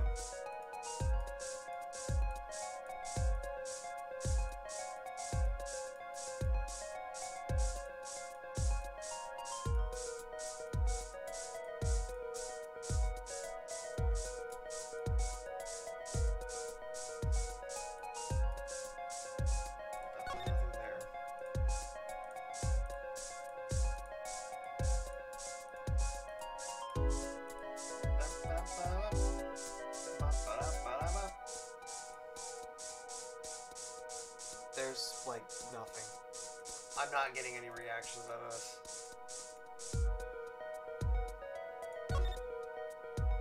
Alright, walkthrough help. Wait, what?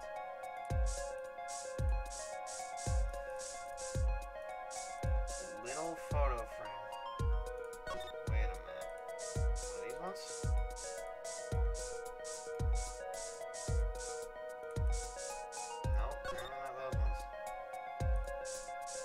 Little photo frame. Little photo frame. Do you mean this one? That's a... I don't know what you want me to do, person.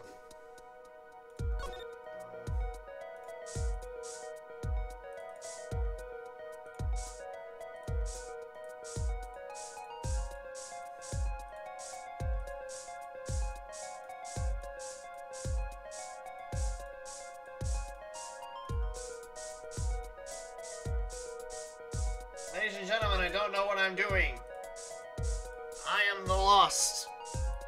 I truthfully don't know what to do here. What do I... No, I did that.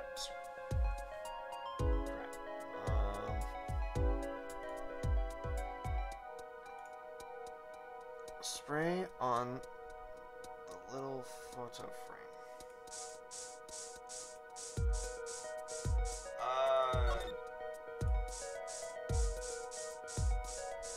Hang on.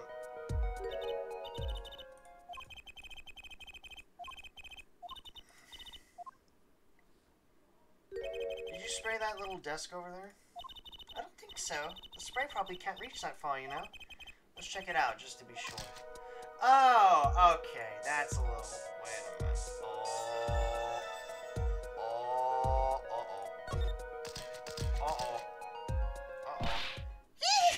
A reaction to follow. Ah! Where? The inside of that cute little frame. Look! Oh, would you look at that? Nice going, Trucy. I'm known to work magic. Never mind that, I was the one who found it. Why would the inside of the frame have poison on it? Looks like we found the only other place that was poisoned in any case. So Emma, I was wondering, what's the story about this reporter that came here for a story the night of the crime? I'm afraid I can't tell you because he's going to be a witness tomorrow, I hear. I thought so. I'll never forget that face. What was his name? Oh, right. Brushel. Brushel. He'd have to scoop this out to the papers.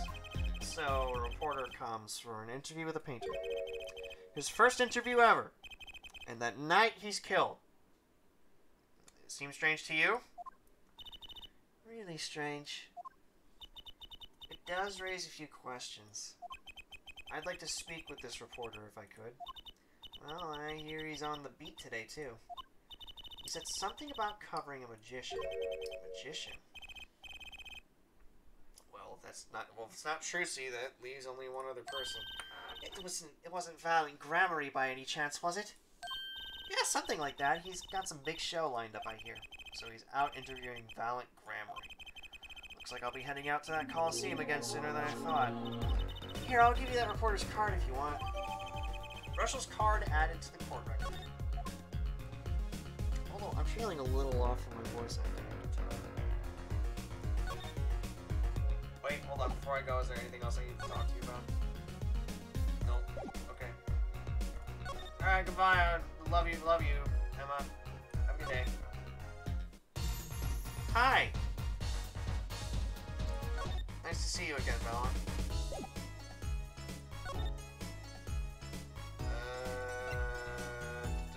Hey, what do you know about this guy? So, a journalist was here on a story? All eyes in the universe are upon my stage. All pens seek to commit its mysteries to paper. His name was Brushel. Brushel. I think he remembers him. He doesn't look too happy about it. Brushel, the cloying smell of mint when he smiles, yes. Could you tell us more about him? What did he want?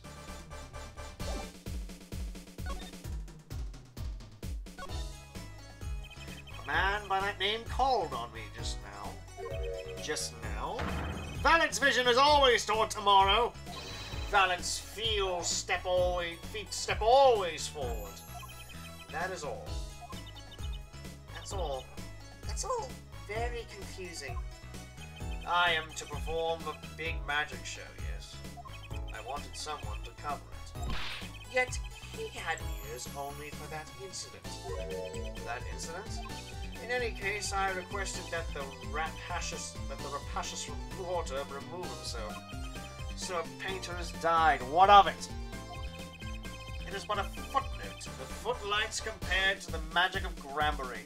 I'm starting to understand now what that guy meant by you were a dick. Uncle Valent, do you know where the reporter went? I recommended he visit that place popular with penalized perpetrators. The detention center? He was a rude individual. Might I see that card? Sure. You would tear apart my respectability. I will tear apart him! Oh, here comes Apollo! Uncle Valent's big magic trick. Is he going to fix the card? Not sure that qualifies as big magic. Oh, you thought I was going to put it back together? What happened to the big magic? Is it not more miraculous for it to stay ripped? You must have really not liked that journalist. I mean, I know for a fact he didn't like the fact I pointed a gun at him. So...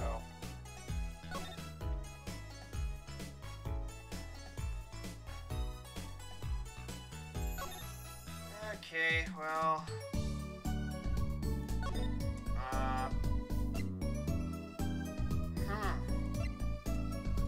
Alright, well... Do I have anything to talk to you about before I go? No, apparently not. Alright, well, we're just gonna keep going then, I guess. Alright, to the detention center. October 7th, detention center, visitor's room. Ah, you're here to see Vera Misham? Yes, that's right.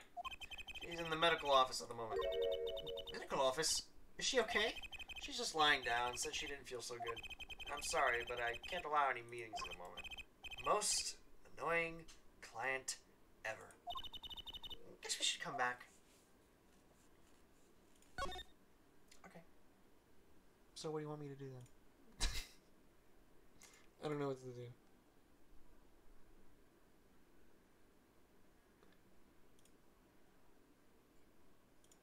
Do I really want to present that to him, though?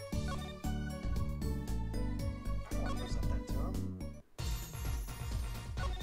Hey you. I guess I'm supposed to give this to you. I was wondering if you could tell me about this. Why, that bears a gramarye. That bears the gramarye seal. Uncle Valent? Is something wrong? Trucy, where did you get this? Trucy, where did you get this? Huh? Daddy gave it to me. Your daddy? Zach Graham? No, my other daddy, Phoenix Wright. Why now? Why would your Lord Daddy? Lord Daddy? That's kind of stretching the whole archaic thing a bit. This signature upon the back, do you recognize it? It belongs to none other than Zach Gramarye. What? Daddy signed this? Might I be so bold as to open it? I'm sorry, but I can't let you do that. What's in this envelope, I wonder? Now the time has come when I must return to make my prestidigitation preparations. By your leave, Miss Trucy. Thanks, Uncle Valent. 3 days from now. Make ready for a miracle. What do you think that journalist was after? And why did Valent react like that to this envelope?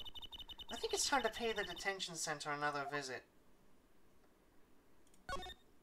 I agree. I very much agree. Why was he very panicked? He was very panicked for no reason. October 7th, detention center, visitor's room. I think I hear what you're saying. We're all doing it for the money. End quote. No, not at all. Looks like someone's already meeting her. Maybe that reporter.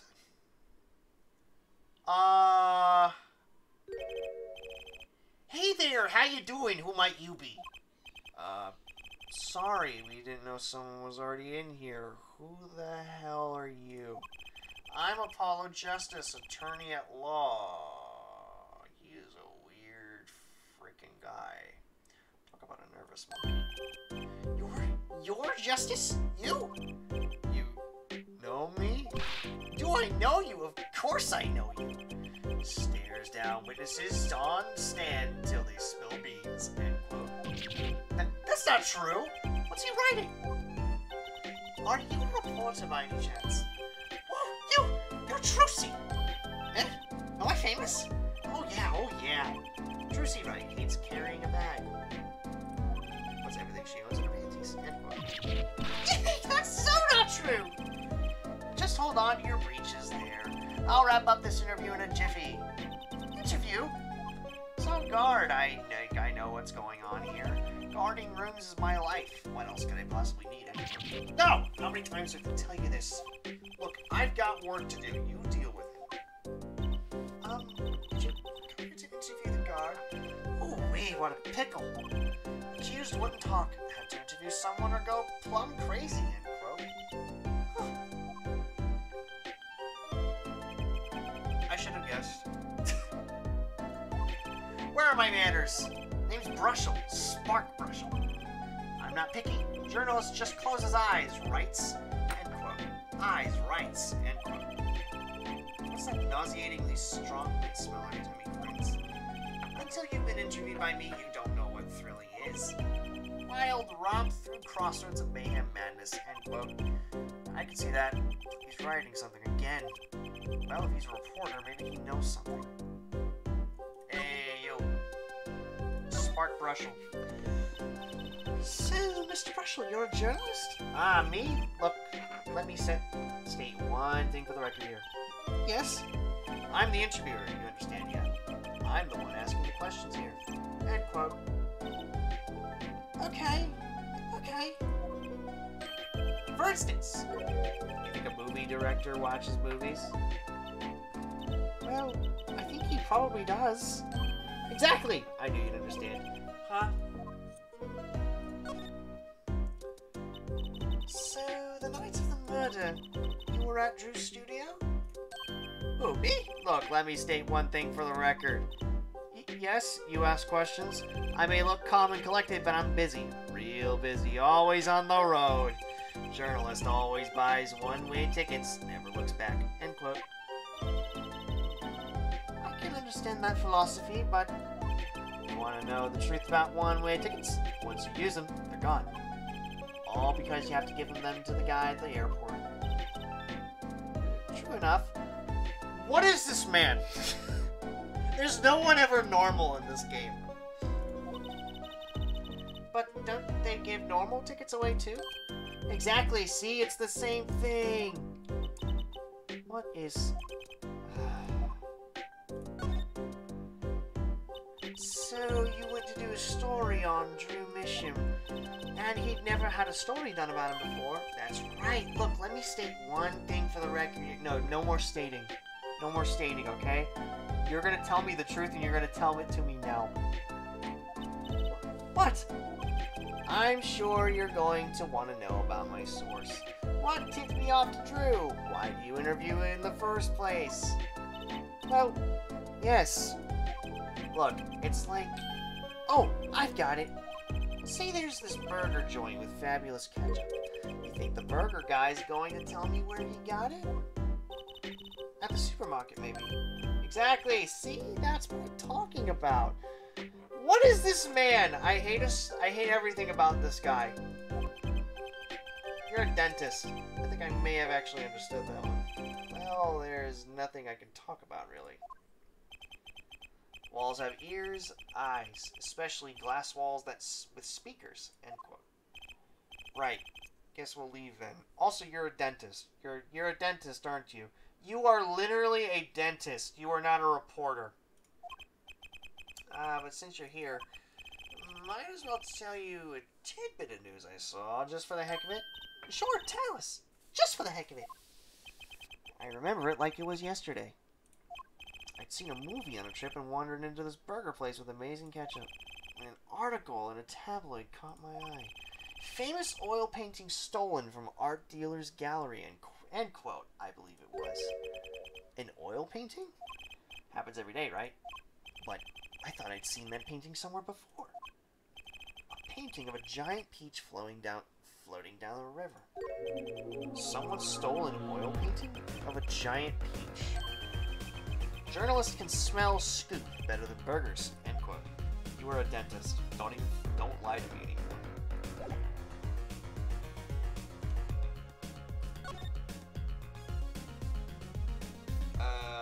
You mean like this one? Ah, right. Let me go on the record here. Yes? I know what you're going to say. Brushel, take this. Write brilliant column. End quote. I don't think so. Look, buddy, I write brilliant columns about one thing. That's food. Try to understand. What could he possibly be writing? He didn't listen to a word I said. Alright. You're a great person. You're creepy as hell. Have a great day. October 7th, Drew Studio. Well, how'd it go? Find anything special? Actually, there was one thing I wanted to check with you. What's with that scary face you're making? And what's with the I know something but I'm not telling face you got going on, Emma? Hey, Emma. No more bullshitting me about this painting.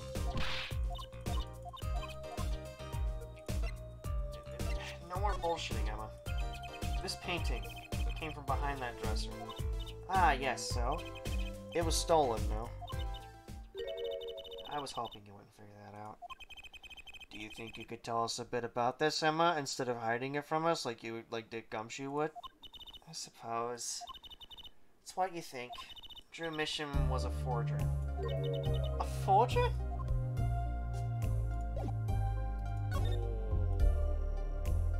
What? So, what exactly is a forger? Well, basically, it's someone who makes forgeries. Fakes, in other words. Fakes? Copies of an original. Exact copies, so precise you can't tell them apart. Well, why not just photocopy them? The big problem with forgeries is that people try to sell them as the real article. It's a crime, of course. So, Drew Mission was a criminal? I'm afraid so. He received money to create elaborate forgeries. To supplement his work in illustrations, I guess. I see. Actually, that's why I brought this here in the first place. What do you mean? When you're trying to determine if a painting is a forgery, the rough sketch underneath can be a valuable clue. So the rough sketch is like practice for the real thing. Like doing a magic trick in front of a mirror before you go on stage. But not in the case of a forgery. Not necessarily, anyway. You know what the finished product is going to look like after all. Oh, yes, I guess you would. That's why I brought this. I'm going to use it to see what's under the paint of the finished pieces. I get it now. Not that I really needed to go to such lengths, seeing as how one of the paintings was only half finished anyway. Still, it'd be neat to see what Mr. Mission's rough sketches. Kind of like what he was drawing when he thought no one was looking. True, that would be interesting. And maybe valuable for our case. You should try buttering it up, Apollo. Flattery will get you everywhere, they say. Maybe I should ask Emma to help us out. Help us out. We need to figure this clue out. I kind of wanted to see the rough sketch under this painting. And I was wondering if your tool there might do the trick. Oh, fine. Just this time, though. Let's check it out. This one's important. We're gonna do all of them, but this one's important. Is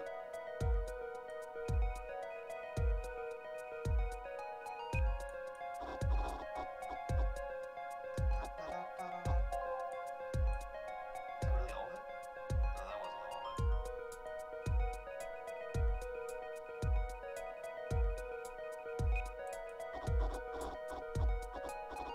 La la la la la la.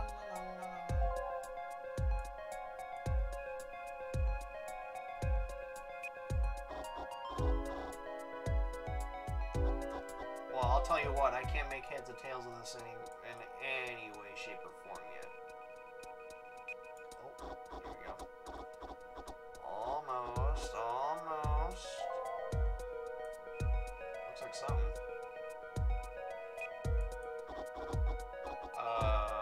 Wait a minute, that's the guitar serenade scene. That's the guitar serenade scene. What the heck? Wow, he really blows. The finished painting isn't anything like the rough. Didn't exist until recently. He probably thought he could draw any sort of thing he wanted to for the rough. What do you mean? Well, in the past, you could only analyze the composition of a rough sketch. Composition? In other words, the traces of the charcoal between paint and the canvas, so you could tell if there had been a rough sketch. But that would have looked like I think I follow you. So in essence, it wouldn't matter what was underneath the finished painting. Some pros would actually paint out a rough sketch entirely, then do a completely new painting on top of it. So Mr. Mission was drawing whatever he wanted before painting over them? Possibly. Is there a problem with that? Not particularly, but something about the sketch itself is kind of odd. You're awfully silent all of a sudden, Apollo. You think we could check out one of the other paintings? Well, sure. You like this detection stuff, don't you? I actually do. This is actually pretty cool. Let's check underneath. Let's check underneath this. So the first one we checked was the Guitar Serenade. Does that mean this one is related to the noodle stand?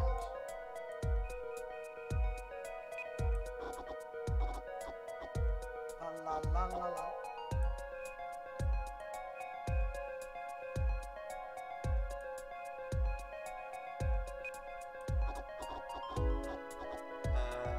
Well, so far no show.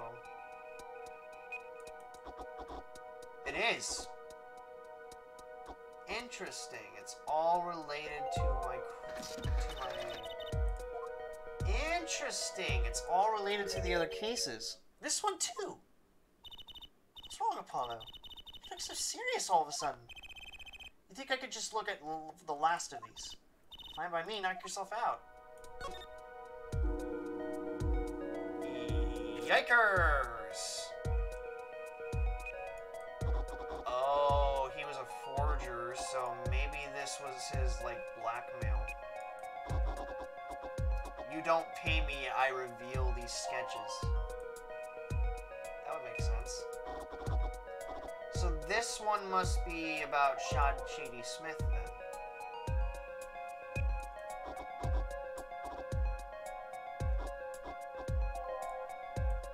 Yeah, this one's about Shady Smith.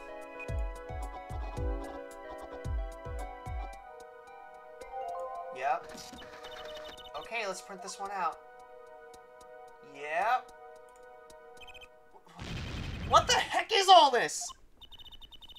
I hesitate to ask why you're getting so excited.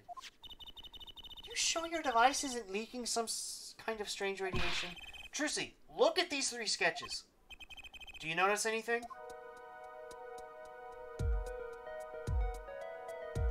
Yeah, they're all the cases. They're all the cases we dealt with.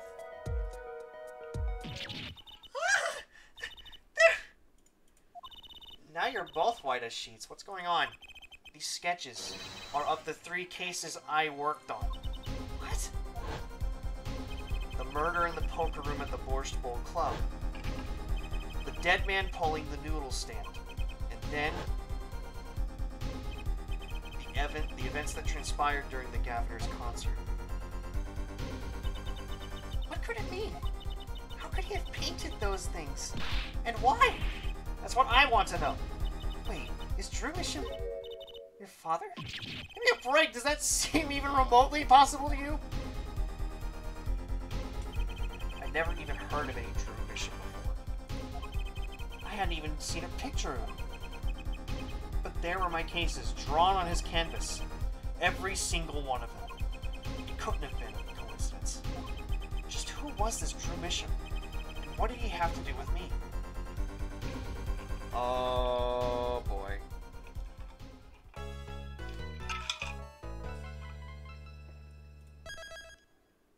Yes, save. Desperately save.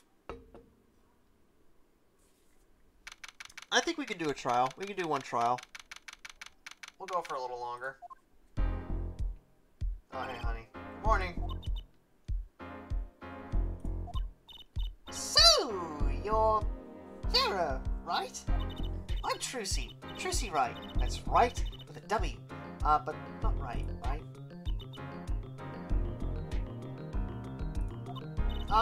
We're on your side. You can tell us anything. Please? Good morning. She speaks. Not bad, not bad. I think you did better with a little smile, you know? You're so pretty. You need to sell yourself, you know? Trucy, let's take it easy for starters.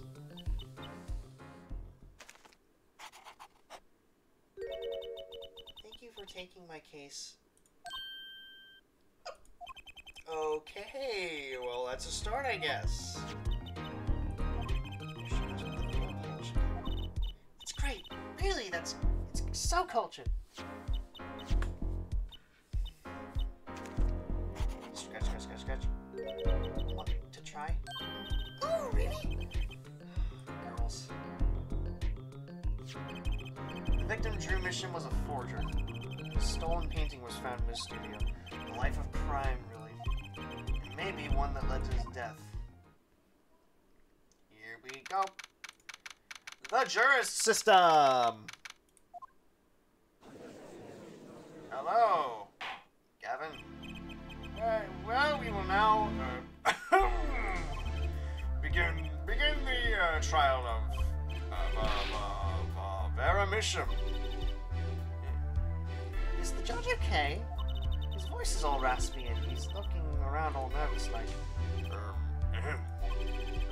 The repercussions of today's trial will most likely be felt for a long time and may indeed alter our legal system forever. Today is a test of the jurist system, and the first step toward a new order in our courts. Daddy's secret mission. The jurists will function like a jury. It is hoped that their inclusion will help the courts to better reflect the people's will. Why aren't there any jurists in the courtroom? 3 closed-circuit cameras watch this courtroom at all times. The jurists have access to everything that transpires. Jurists judge well and judge cool. Now see here, Prosecutor Gavin. I was going to say that. And my apologies, here, Judge. Jurists, judge today's trial coolly, if you would be so kind. Jurists are bound by the letter of the law. They don't affect the trial with evidence, but by their feelings. And we're about to find out just what effect they're going to have. Very well, Prosecutor Gavin. The details of the case, if you would. The victim is the painter Drew Mission. He was killed in his own studio. His coffee was poisoned by whom you ask? None other than the defendant Vera Mission. Objection! Nope! There wasn't any poison in the coffee. Achtung, someone has been doing their homework. Indeed, poison was not present in the coffee, but on the mug itself. The mug? Ah, residue was found on the rim, I see. The autopsy report describes the manner of our victim's death. The court accepts this as evidence. I'm gonna read it. I'm gonna read it real quick. So, Drew Misham, age 52, prime in his 50s.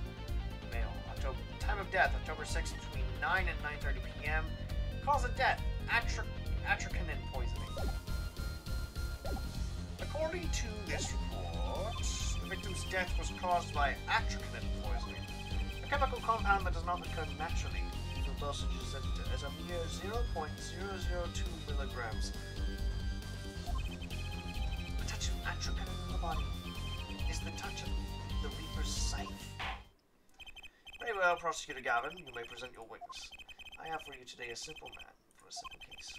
A man who witnessed the murder in its entirety. A journalist, no doubt, who is literally just a fucking dentist. The witness will state his name and occupation. Ah, right.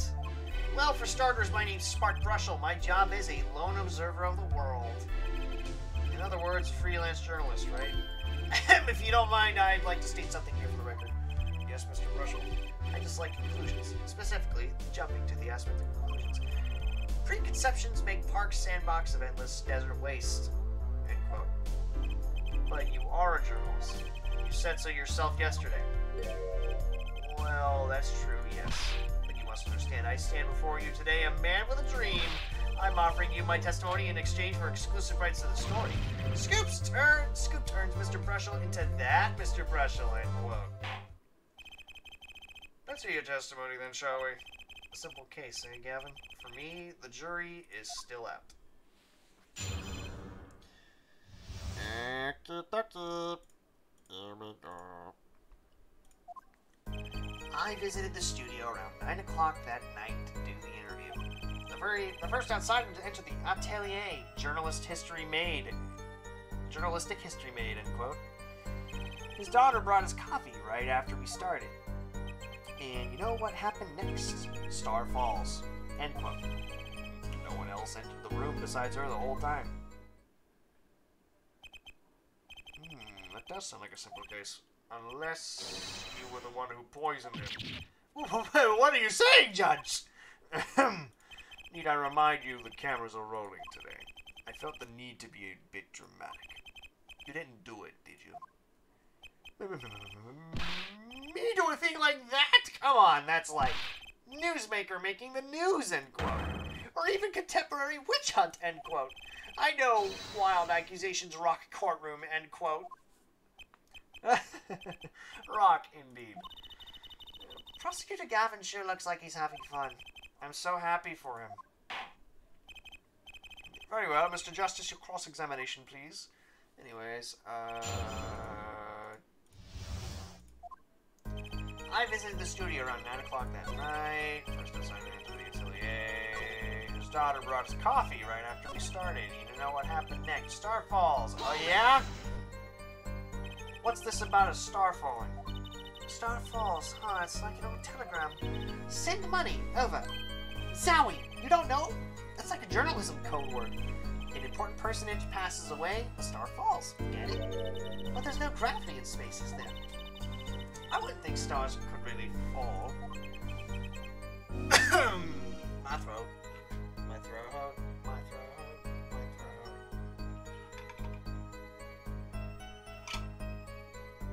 What was that? Does this matter? Oh boy, this is good stuff. Good stuff. How about star breaks? No, explosion. I know. Star dies. No, lacks imagination. Of course, you could go with Drew dies. Straight to the point, I like it. I think we need to hear a bit more about something. The star's coffee. You say Mr. Misham had the coffee too. Did you actually see him drink the coffee? Of course. He who sees it wins, but he who says it wins bigger. End quote.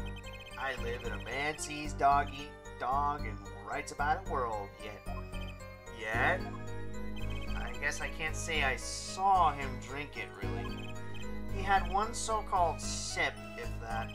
Man puts lips to mug. Drinks? End quote. That poison is quite virulent, I hear. My stomach did a so-called somersault. Since I gulped down that coffee without so much as a second glance at it. Wait, maybe something's there. Some kind of so-called trick. Anyone want to venture a guess for the record? Does this guy have a pause button? Well, Mr. Justice, did you find that testimony valuable?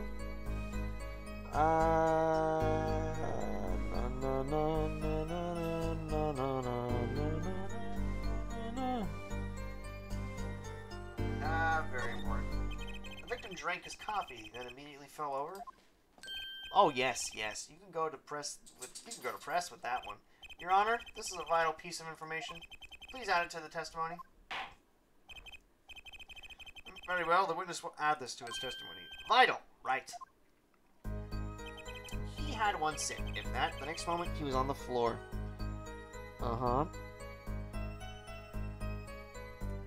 Yeah.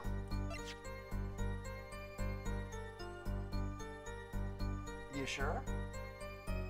Give me a 5, giving you to the count of 5.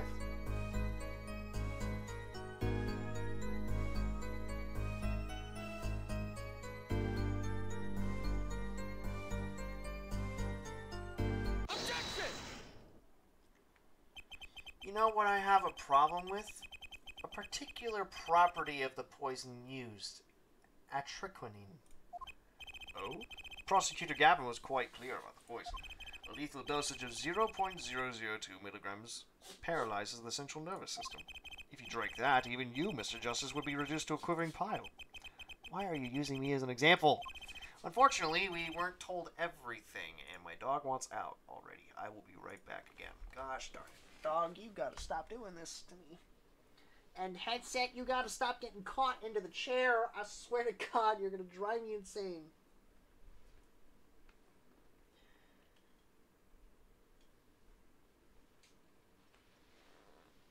Headset, come on. Get out from underneath the wheel. Please.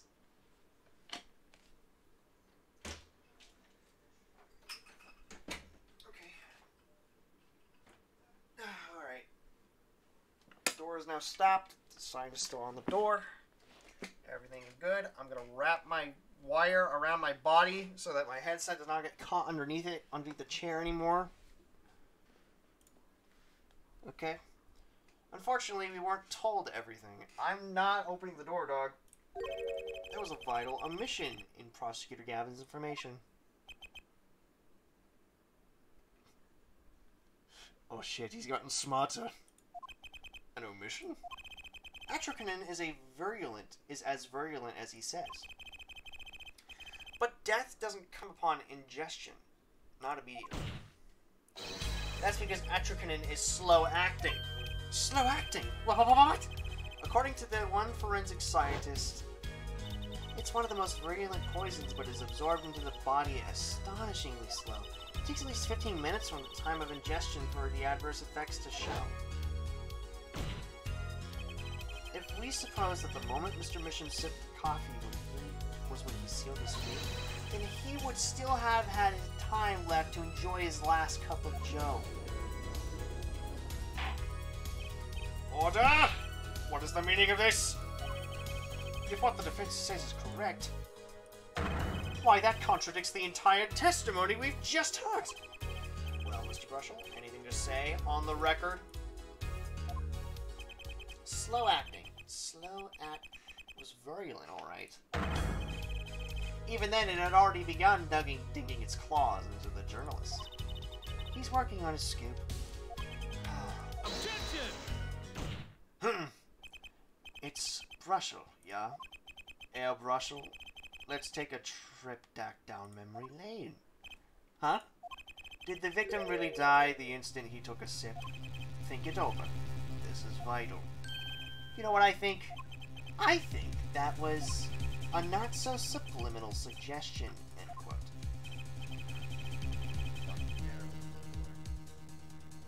I admit it does cause a problem if he died when you say he died. I would be forced to say auf Wiedersehen to my simple case, and you would be forced to say farewell to your article. Come again? You can't write a story based on conjecture, can you? And as the case drags on, other reporters will pick up the scent, and you'll be forced to kiss your exclusive scoop goodbye. Scoop. Scoop. Look, wait, just wait a second, just 1 second. We're waiting, out with it. I think I just recalled a so-called important detail. A revival of recollection, end quote. A story's survival, end quote. Attorney utterly confused, end quote. Actually, I did notice something when I visited the studio. I heard of poison that tasted sweet time, see? But not what I've been saying for the last few minutes, apparently.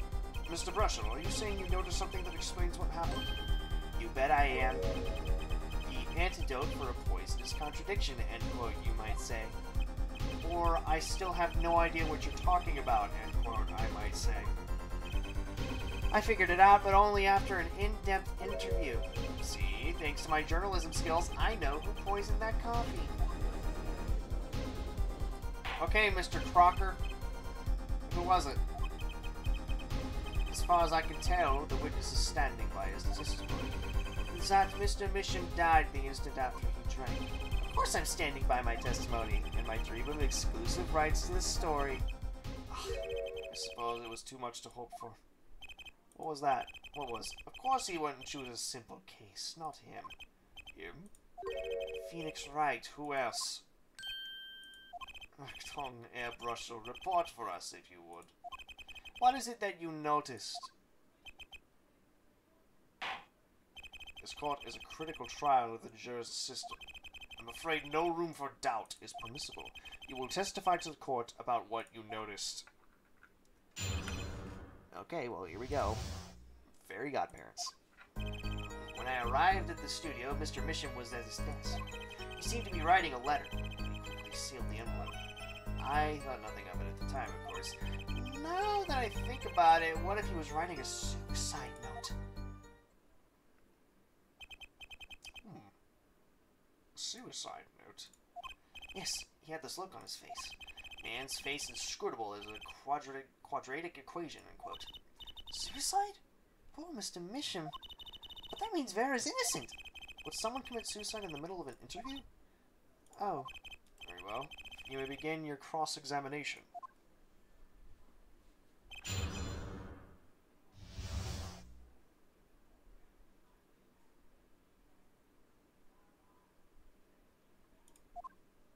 When I arrived at the studio, Mr. Misham was at his desk.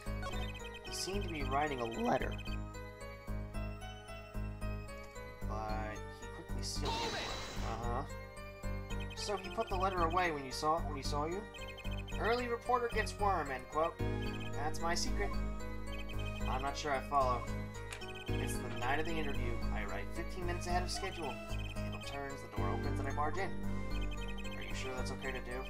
I mean, isn't that unlawful entry, really? Mr. Misham seemed to think so.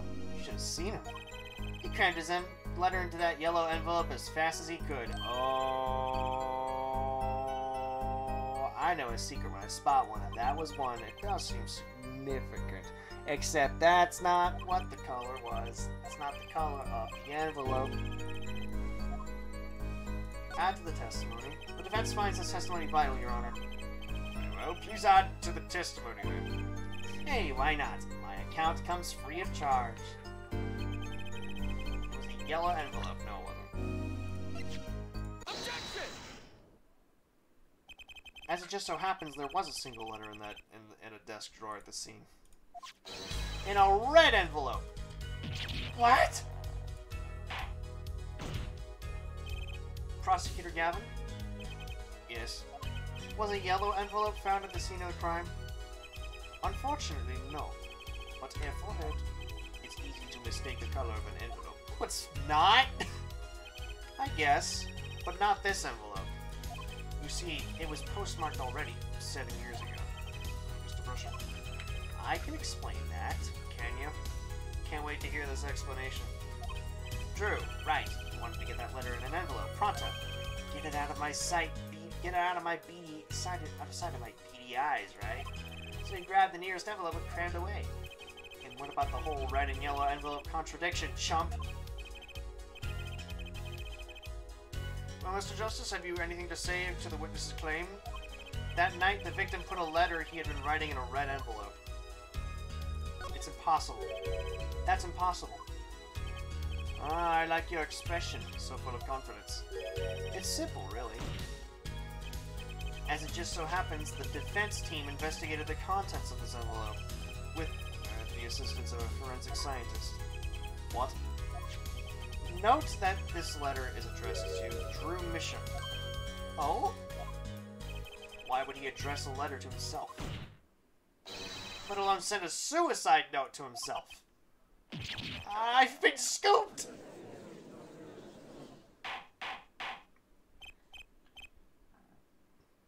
Order! Mr. Brushel, can you explain this to the court? Oh, my. How could I have forgotten? I suppose this happens to the best of us. Reporter gets old, forgets lots. End quote. I'm still waiting for an explanation, Mr. Brushel. Well, that's the thing. See, after he put this letter in that envelope, Mr. Bishop sat there searching his desk drawer for something. His desk drawer? Yes, a stamp. A so-called postage stamp. End quote. Quote, stamp? Whatever for? Well, to mail his mail his letter. What else? And why, yes, I think I saw him put it in his letter box. Yes, it was a yellow envelope, and he put it in that box.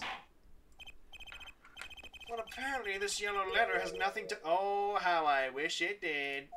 Just think if it were a suicide note. What a story.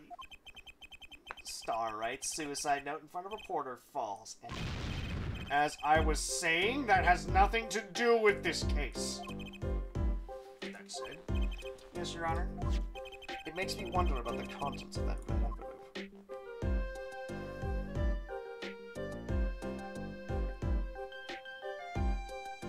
This is where the judge just goes, what? $100,000 is quite a good deal of money. So this was from 7 years ago, yeah? So am I finished here? So am I finished? Here, I mean. Am I finished here? I was thinking of, you know, going home to start writing. You don't just ask that question, dude. I hate to state what should be pretty obvious to anyone, but when you catch the scent of a story, you make that rather unique face. Ah, come on! Attorney has active imagination, little else. End quote. Even I noticed something, and my eyes aren't what they used to be.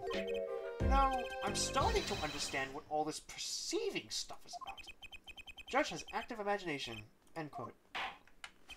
Please, continue with your testimony. Tell us about the scent of a story. I'm the one asking the questions here, usually. Not this time. Creepy. Actually, it took a bit of work to get a thumbs up on the interview. Reporter leverages story, gets his interview, end quote. The story concerned a certain case from 7 years ago. The red envelope probably had something to do with it. Say what you will, but Drew's talent was without compare. So you threatened to go to press with this story. That's how you got your interview. Blackmail. Well, yes. I mean, no. It wasn't exactly black. I mean, I'm not. Something wrong, Mr. Brushel? Look, this is my story, my tidbit. Journalist into his livelihood, end quote. I see. While you have me chatting away in here, what's going on out there? What if some Wally Wordsworth or Sally Scooper gets wind of my story? They could be going to press while I'm going to waste. The court feels your pain, Mr. Brushel. Mr. Justice, let's pick up the pace. A certain case 7 years ago. Wait, 7 years ago? Yeah, the case that Phoenix was a part of. Actually, it took a bit. Which am I supposed to... I get it. Okay, because that's a wig now. The story concerned a certain case from 7 years ago. That red envelope probably had something. Say what you will, but Drew's... Uh-huh.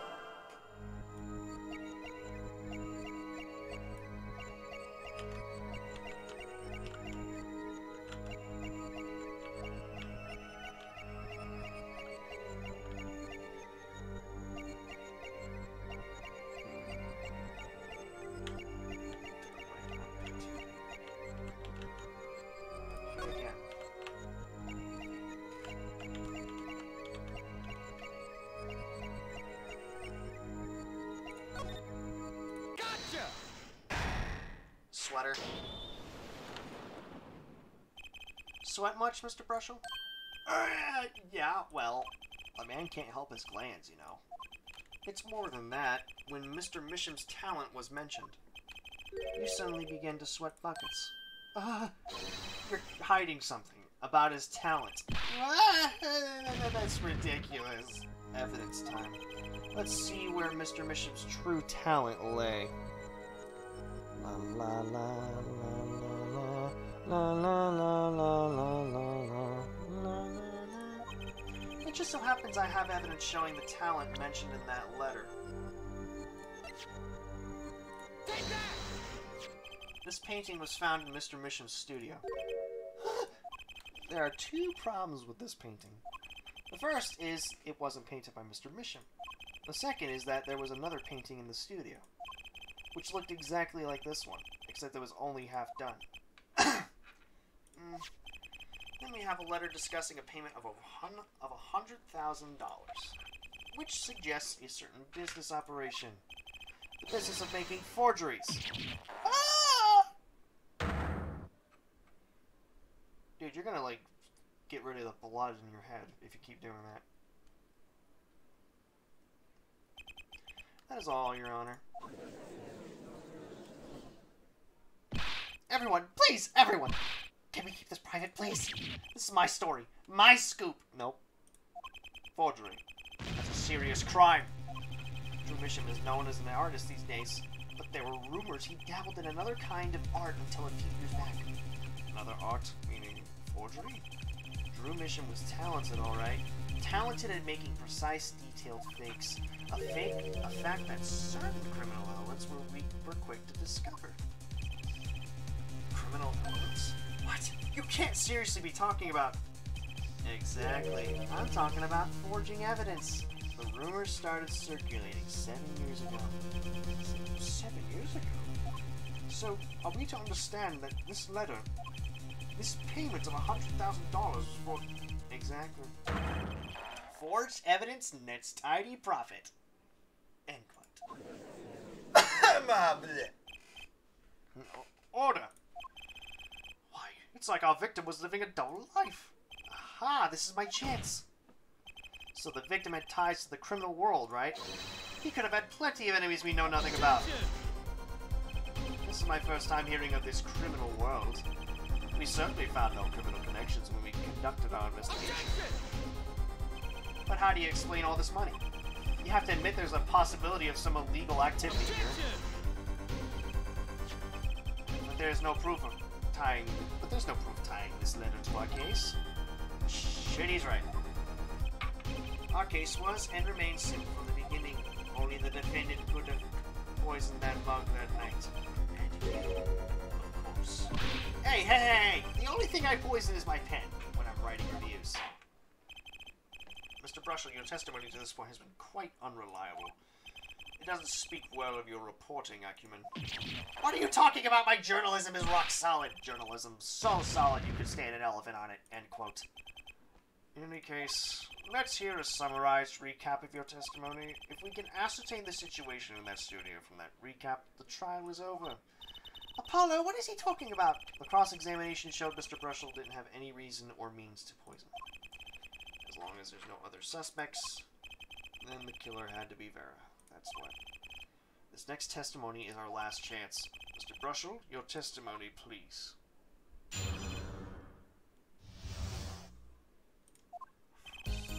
The only other person in the studio that night was the defendant. It was Vera who poured the coffee. She's admitted as much herself. The only thing that touched Drew's lips during the interview was that mug. Nothing left that studio after he died. Nothing. Clearly, the only one who could have poisoned him was his daughter. A nice testimony, clearly. Clear, succinct, and without room for doubt. Aw, shucks. You really think so? I believe this clarifies the situation that night. Very well, Mr. Justice, you may begin your final cross-examination. Right.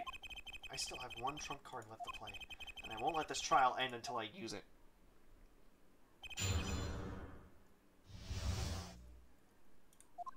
The only other person...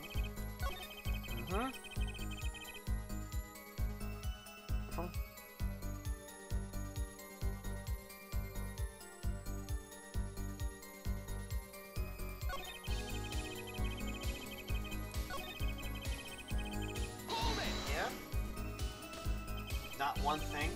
You're sure? Yep, sure can be. Well, with one exception. One exception? What?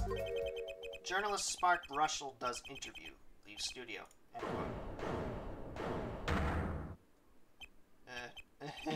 Come on. It's a joke. Get it? Not funny, I know, but still. Did something leave the studio that night? Why does that sound familiar? Where have I heard something like that before?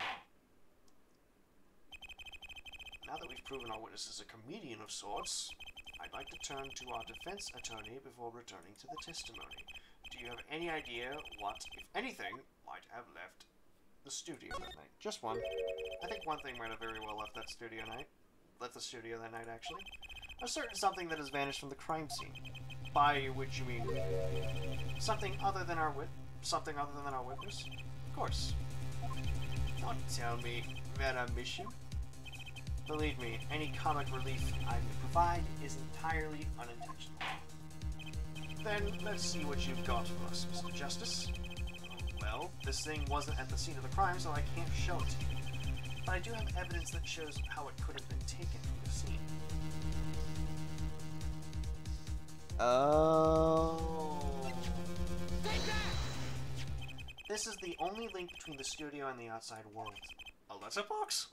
What did Mr. Brushel just tell us?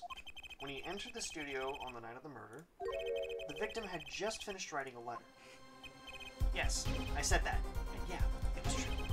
Furthermore, he went on to tell us that he put the letter in a yellow envelope and put it in the letterbox. Ah, but that very same letterbox was empty, in other words. That night, the yellow envelope disappeared.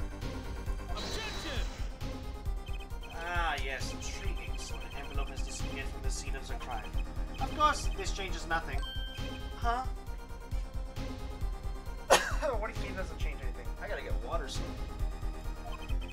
He has a point, Mr. Justice. What we're trying to figure out here is how the poison got into Mr. Misham.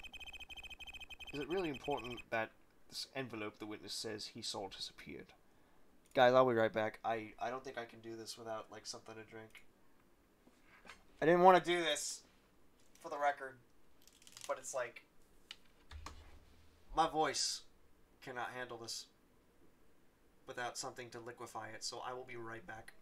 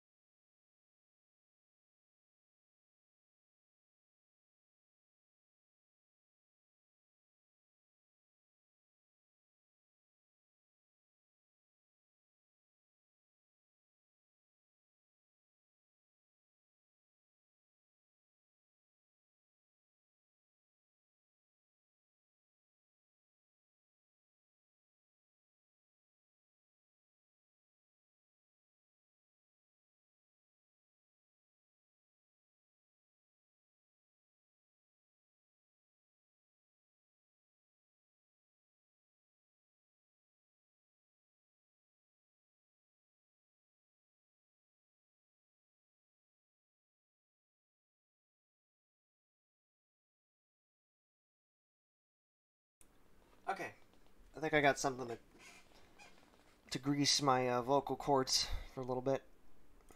Anyway. Well, if it did disappear, then something did leave the studio that night. That seems to be very important to me. Very well, then.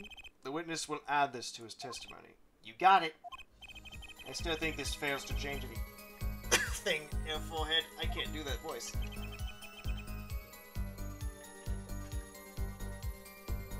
I think I gotta change Skinny's voice. A letter disappeared from the crime scene that night. This is exactly the opening I've been looking for. A letter was put in the post from the studio, but I hardly think that matters. A letter was put in the post from the studio, but I hardly think that matters. Oh yeah? We'll see about that one.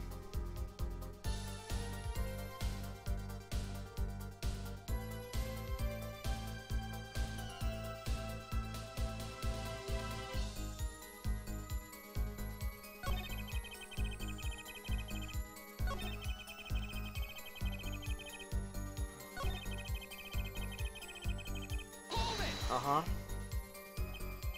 You're sure about that? Well, to be really, really precise, I was busy gobbling mint candies the whole time. One of those candies might have been poisoned. Objection! Yet, at the time of the autopsy, no fresh fragrance of mint filled the room. And no mint residue was found. It was a long shot anyway. Don't tell me you're still trying to prove this. You think the victim ate, drank, or otherwise ingested something other than coffee? Mr. Justice, if you have some proof, the possibility is there. I can feel it, just maybe not prove it. Not yet. Impossibility isn't going to cut it, not now. Mr. Misham ingested that poison via a route other than coffee. I can... No, I can prove it. Proof is possible. Here goes nothing. Uh-oh, he's doing his solo. You do understand what we need, yeah?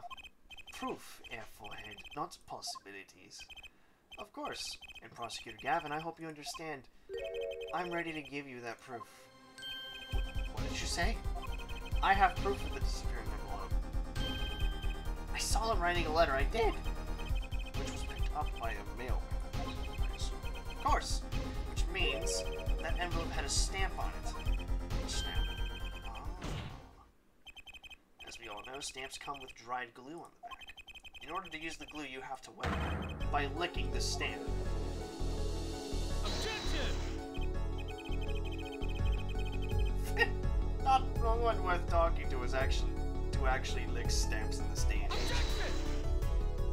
Even if you wanted to talk to him, you couldn't. He's dead after all. Objection! Okay, so he licked the stamp. But wait, how does that explain the atrochrinin on the rim of the coffin?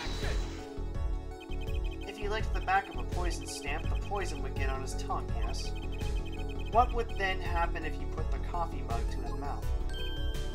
Oh no! Those traces on the mug weren't the killer's doing. It was the other way around. What?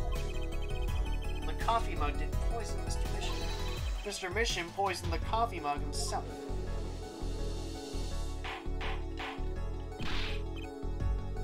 Order!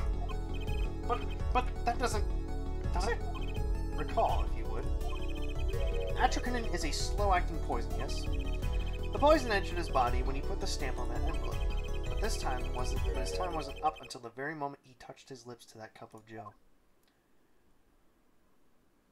I mean, that doesn't make sense, honestly. He seems rather calm.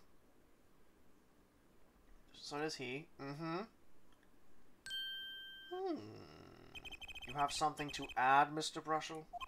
Uh-oh, his nose is picking up another scent. As I believe I mentioned earlier. Well, that's the thing, see, after putting his letter in that envelope, Mr. Misham sat there searching his desk drawer for something. Yes, a stamp! A so-called postage stamp, end quote. But you know, I don't seem to remember him ever finding one. Maybe he'd just run out. Incidentally, we searched the desk drawer at the scene of the crime. There were no stamps. Not a single one. That does pose a problem. How will you prove that the stamp was coated with poison? Actually, I'm glad no other stamps were found. It makes proving the stamp he used was poisoned possible. Good show, good show. You finally lost your fucking mind. You can't even prove there was a stamp at the scene in the first place. Well, let's hear what the defense has to say. I think I've changed this guy's voice like 50 times. What's your evidence that proves the existence of this Poison stamp. The tiny... Oh. Yeah, there's nothing on the frame. Take that! Well, that certainly is a cute little frame. And by little, I mean really little. It was on the victim's desk, Your Honor. Quite empty, as you can see for yourself. I noticed that too during my inspection, so what? Apparently you weren't as observant as you should have been. You see, when you saw this frame, it was missing something quite important. Missing something? Yes. A pale bluish stain on the inside of the frame. Atrochrinin residue. What? Why wasn't I told about this? The frame is only 2 inches square. The face of the frame is even smaller. Maybe an inch wide at most. You aren't saying... Oh, but I am. Tell me, what fits in such a small frame? A commemorative stamp, perhaps? Order! The poison stamp was in this frame? Impossible! Prosecutor Gavin? Why would he put something like that on his desk? Don't tell me he had it there so he could commit suicide if the mood struck. You know, can I say something? I had a thought, see? I've also changed this guy's voice again. What, Mr. Brushelman? Please stop jittering around like that. The victim was a forger, right? There's a lot of money in that line of work. Forger, forges, friends, makes enemies too. End quote. So the poison stamp might have been a murder weapon aimed at... Nope, I don't buy that. Not one bit. Nope. Oh, rich. That's rich. Leave the ridiculous flights of fancy to the Gavinus song lyrics, please. Finally, something we agree on. The stamp was a murder weapon. Nonsense! Murder is a simple business. Who would go to such lengths? No one. Clearly you've never heard of the Mafia before. Hi, Clavier. I'd like to introduce you to the likes of Al Capone and, like, literally anyone else who's done fanciful killings. I'd love to introduce you to them, but they're dead by the time that your timeline exists, so... Oh, I disagree. Come again? Recall, if you would, the victim's reclusive lifestyle. Drew Misham hid from the world. He avoided meetings. His only contact with the outside world was the mail. The mail! Now, if you wanted to kill someone you couldn't meet, but you knew red letters, a stamp would be the perfect weapon. Ridiculous! Where's your proof? I want proof! Show us evidence that this poison stamp was sent to him as a murder weapon. I might not have evidence per se, but things are finally starting to come together. What is it, Apollo? Your fists are trembling. I think I know what happened. I don't believe it, but I can see it. I think I know how Mr. Mission was killed. Well, fill us in, Mr. Justice. A certain piece of evidence points to the truth, Your Honor. I can show you how someone with the intent to kill sent Mr. Mission the stamp of death. And that...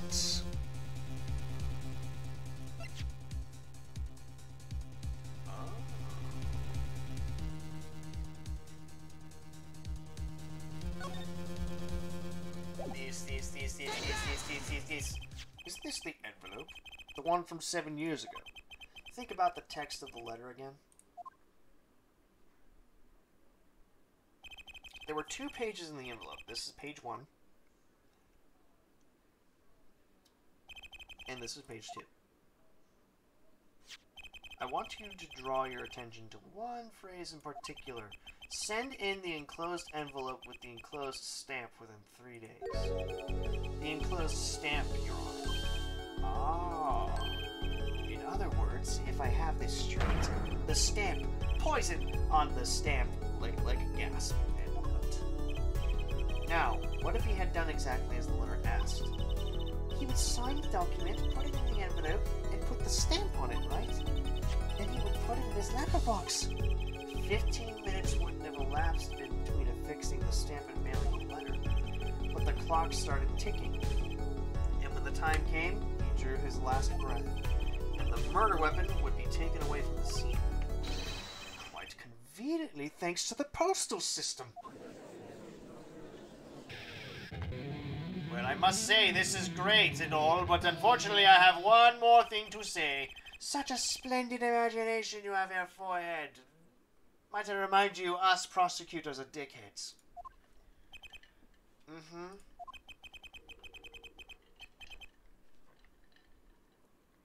Let me confirm one thing with you, if I might. So, this poison stamp was inside this envelope from 7 years ago. Yeah? Is that what you'd have us believe? Really? Well, it is a little bit of a stretch, but there's a possibility. Yes, a very small possibility. How small, I wonder?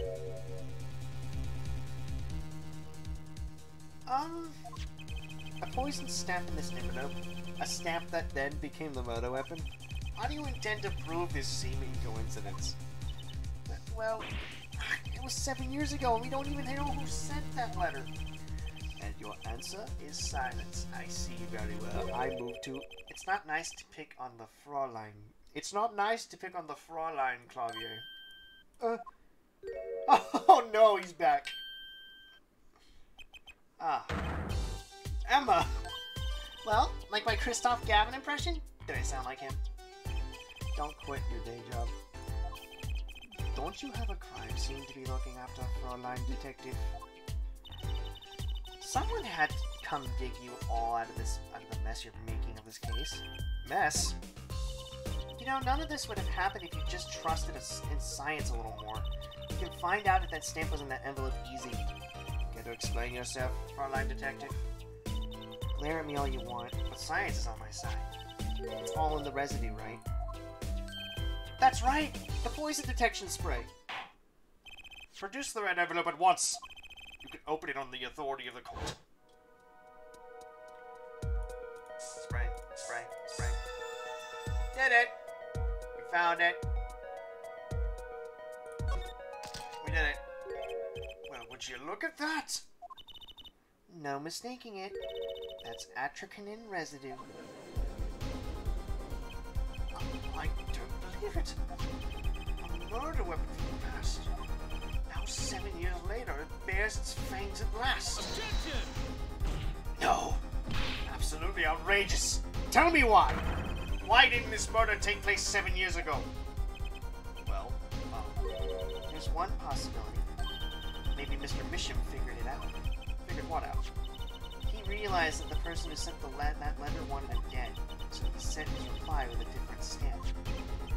And put his decisive evidence in the frame. Uh-huh. You're still here? Can I make a statement here, on the record? I, Spark Razortooth Brusher, will claim this scoop as mine. Okay, Mr. Crocker, easy there. Drew Misham killed in cold blood by sender of 7-year-old letter. No, maybe something more succinct. Star falls after 7-year delay. Do you really only care about scoop? Order! I see no room for further argument. Though I admit, this is all coming as quite a shock. To think that the murderer reached his mouth after 7 years, stamped his ticket to straight afterlife. Uh-oh, I think the witness is a bad influence. Uh-oh, I think the witness is a bad influence on a judge. I see no further debate on this matter. The sender of that letter 7 years ago could hardly have been undefended.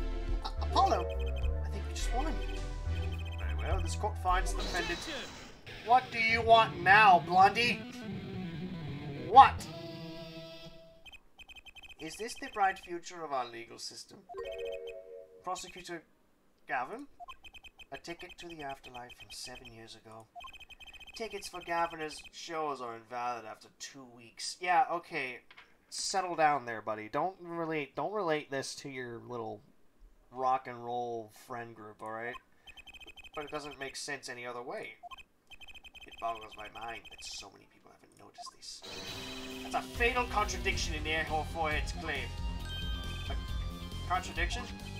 The poison stamp was placed in this envelope 7 years ago, whereupon it was framed until now.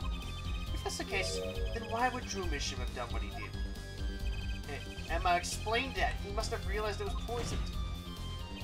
Therein lies the rub. 7 years ago, the forger Drew Misham sensed a trap and put the stamp in the frame. I do not debate this. But this begs the question.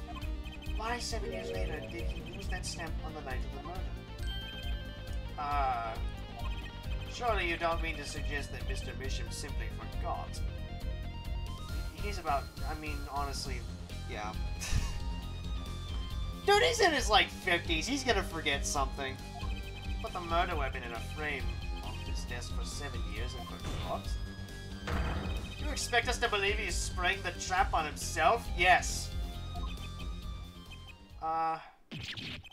No, don't say that. Say yes. He's 50.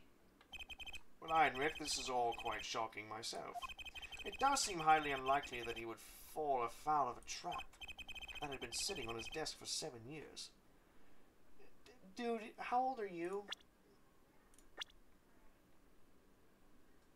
I mean, come on, the dude's like 52. He's gonna be forgetting stuff. I'm sure you forget stuff. You literally forgot that your best friend's son was sick with incuritis.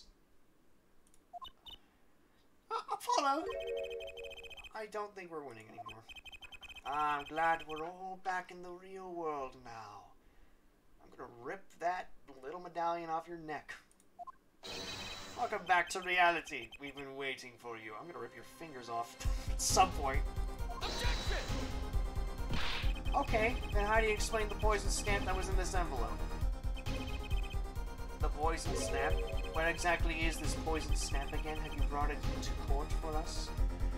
God, you and your want for evidence in the state of mind. Where's Edgeworth? I want him back. I see no proof that such a thing exists. Objection! What about the atropine residue, huh? Oh, I agree. There does seem to be atropine residue. But yeah, go ahead. It's certainly no stamp. Yeah, but even if your precious poison stamp did exist, Drew Misham never would have used it. That is all. You're a bitch. I believe we've come to a conclusion again. Apollo, you've been wrong the whole time. I can't believe it. The poison traces match up. It can't be coincidence. I'd like to bring some closure to this issue sometime this year. Mr. Justice? Yes, Your Honor? Let's review the facts and see where we stand. 7 years ago, Drew Misham received a red envelope. Traces of the poison atropine on the document inside that envelope. A similar trace was also found at the crime scene on this tiny picture frame. The defense has indicated the possibility of a yellow envelope. An envelope that left the scene of the crime with the poison stamp on it. Yes, but even if this envelope contained a poison stamp, and Drew Misham, knowing this, put it in a frame, he never would have used that stamp. I'm afraid you're right, which means there is a fatal flaw in the defense's case. I haven't been on the wrong track this whole time. I'm sure of it. The traces of atropine, the envelope, the frame, and Drew Misham's mysterious death, they're all connected somehow. Mr. Justice, do you have a conclusion for us? The defense stands by its case, Your Honor. We've seen that the logical outcome of evidence makes no sense, which means that one of our clues must be a fake. Ah, fake clue? Fascinating. And if we find this fake, your wild fantasies will be proved quite reasonable, yeah? The fake clue that's thrown us off the poison's trail is none other than... the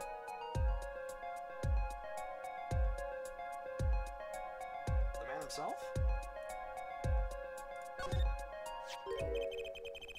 The victim was a fake clue? I'm afraid I don't understand. I'll explain. We have an envelope, a frame, and a mug linked by poison. That all makes sense. What doesn't make sense is the victim himself. Objection! Congratulations. You've completely lost me. So the fake evidence is none other than the master of fake himself, the forger? It makes a good story, I'll give you that. Fake clue. Fakes. Forgeries. Ah. I know that face. That's the I just had an idea face. I don't know if I'm right, but I'm going with it anyway. What if our forger is the fake? Come again. 7 years ago, our forger sniffed a trap and stepped aside.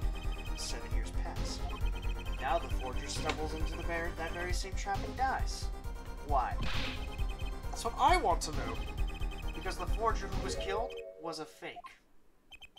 Here we are again. The victim was a fake. Mm-hmm. Our forger smelled the trap. One forger fell into the trap. That's 2 forgers, and one of them was a fake. Order! So you are telling us that Drew Misham, the victim, was a fake. Well, if he was the fake, what's the real forger? You better not be claiming there was some kind of switcheroo. I'm afraid you're going to have to back up your story. Mr. Justice, show us just who the real Drew Misham was. If Drew Mission wasn't the real forger, there's only one other person it could be. Understood, Your Honor. Forger Drew Mission was himself a forger. The real forger was... I have to present a dude.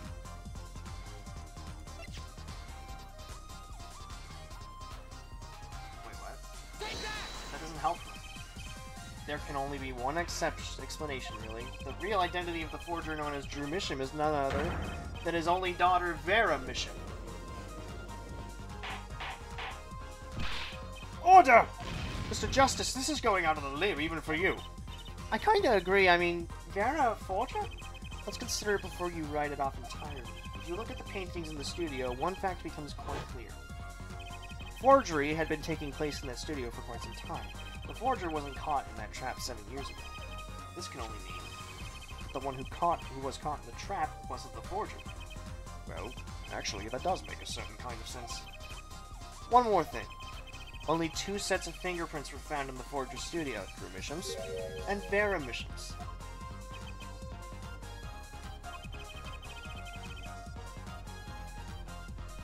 If we know that Drew Misham wasn't the forger, that leaves only one possibility by process of elimination.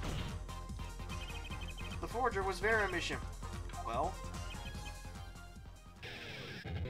okay, this I can get behind, I think. Fascinating. Fascinating. Uh-huh. Vera Misham? You've been paying attention to the trial so far. Let's just ask her and be done with it, shall we? Who are you? Who was the forger, Drew Misham?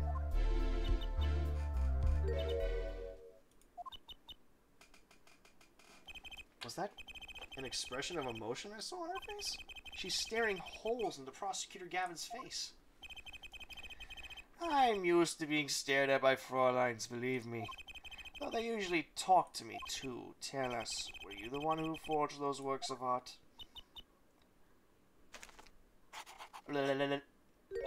Yes.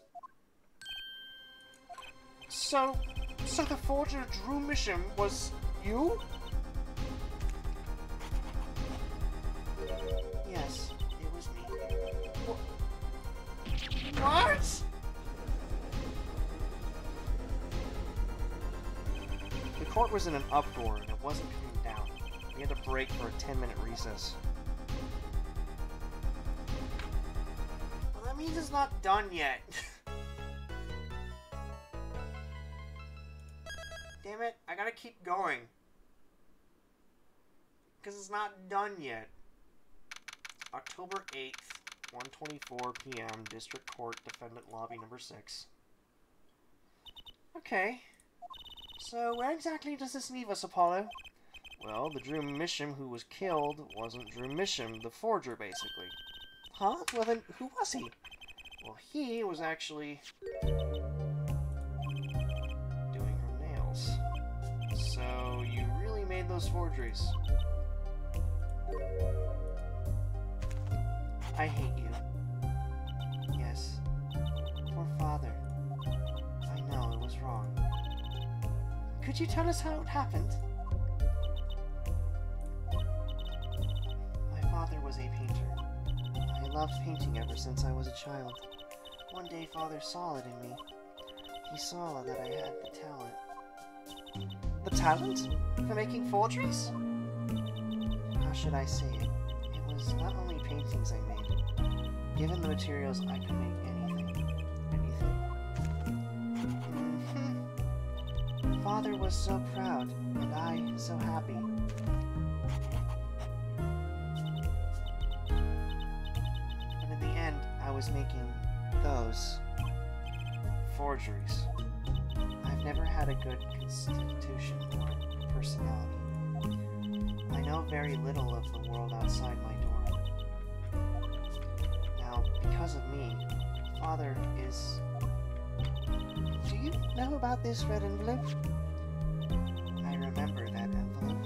It was some time ago. So you were already you were already creating your works back then? I started when I was only 12 years old. How old are you? You're 19, right? Yep. So the one who figured out the stamp was poisoned, that was... Mr. Justice, it's time. To the courtroom, please. Right. Out of time. Wait, Vera! Just one more thing, please. There's 3 paintings in the studio. I painted those as part of my work. Right. See, we checked them out and we saw what was underneath. We saw the rough sketches underneath the 3 finished paintings. I see. Mr. Justice. Yes? Father, he knew of you. Of both of you. Your late father? He was watching, gathering information. All about the Wright & Co. law offices. But lately we're not doing just law. Yes, you do tricks, gags to amuse, and play piano. Well, they're not really gags. Yet when Father heard you had resumed the legal business, it made how pleased he was. Who was Mr. Misham? How am I supposed to know? What if he was Daddy's daddy? No. Judging from the relative ages involved, I'd say it's highly unlikely. Things are already confusing enough with all these daddies running around. We know that the victim's daughter, Vera, was the forger. What does this mean for the case? Guess we're about to find out. Well, here we go. We gonna be doing something. I think this is the longest stream I've ever done so far. Court is now back in session, with Vera at the front. Vera seems pretty tense. She's practically chewing her fingernails clean off. Perhaps you could begin by telling us how it all worked. How did you set up this Drew Mission Forger persona? I cannot say. There's that stare again. She's drilling more holes into his head. I know it's hard for you, but hey, he's a handsome guy. What's hard? Well, miss, if you would. Did you really make those detestable forgeries? Perhaps you'd rather answer my question. Were you the one who painted that painting? The remarkably similar one? Ah, yes.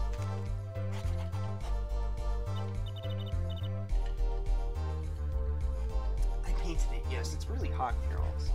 I got the fan on. Father praised me quite highly for it. So, she was the one who made the forgeries. Yet, she did not wish to reveal the truth of their operation. So the victim was a stand-in, a decoy. To the world at large, he was the forger, not her. I've done a bad thing. I have, haven't I? Regardless, we need a little more information. About, for instance, this. You have seen this before, yeah? Yes, it was in the desk drawer. Very well, you may proceed with your testimony. Tell us everything you know about this envelope. Tell him. I created things and Father sold them. This envelope came after my first work. That was other than a painting. Father handled the deal. All of it. I received the stamp that was in the envelope, in that envelope. It was after that job that we moved to the current studio.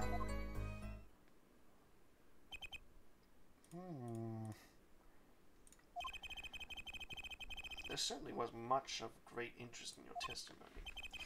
Not that the witness realizes it. Very well, please begin the cross-examination. Right, okay. I need more information about this forger. This Drew Mission. So, I don't really have to look at the walkthrough because all I saw was press. So these things you were making are... You mean paintings? Identical to other paintings, right? The closer they were, the happier Father was. I was happy too. Still, you're quite young now. When did you begin this work? My first painting sold when I was 12. Your Honor, she had no idea what she was doing was legal. Objection! Easy there, little attorney. You're not here to defend her for the crime of forgery. True. Please, tell us more about this envelope. This envelope that may very well have killed your father. Alright. This envelope came after my first work. That was other than... By other than a painting, you mean you'd only done paintings up to that point? Yes.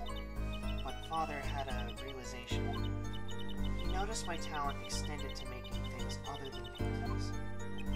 For instance, a letter someone had written, or a fingerprint left upon a cup, or a signature on a document, a seal upon a letter. None of these makes her sound very innocent at all. And the $100,000 promised in this letter was the start. The beginning of a new industry for True Mission. A new industry? The creation of items to be used in criminal proceedings. Forging evidence, in other words. Uh-oh.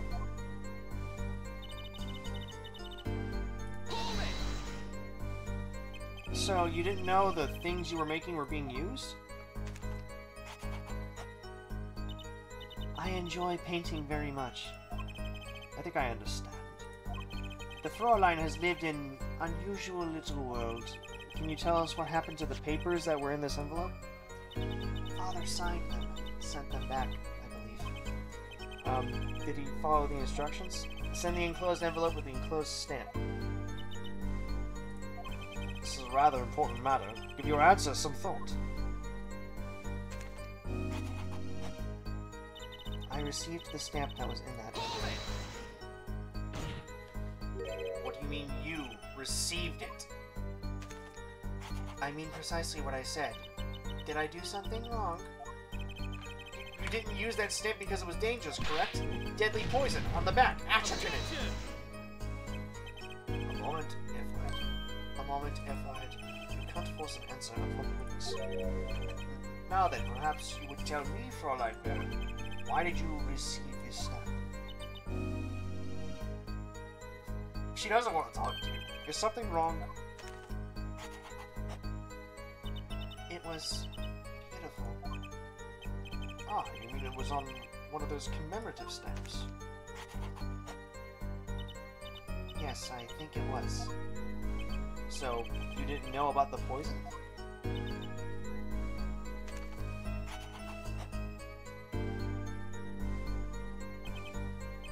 I guess not. So the trap failed by chance. By mistake. Thanks to this commemorative stamp.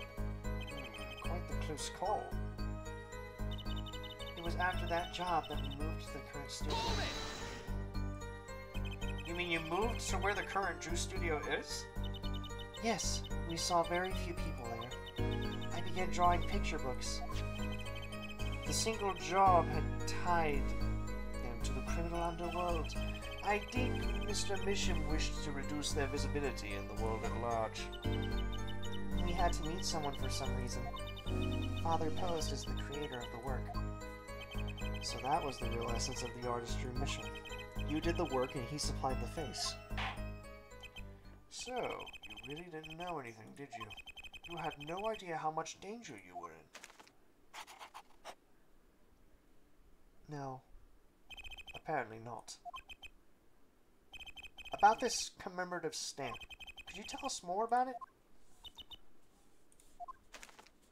It was beautiful. It was very pretty. And more than that, Yes? it was a picture of people I liked at the time. This is something new.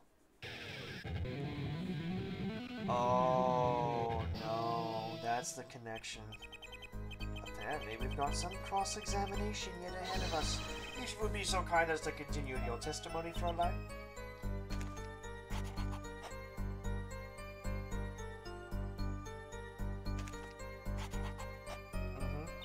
The stamp was a picture of my favorite magicians. Yep. Yep. Yeah, that's the connection.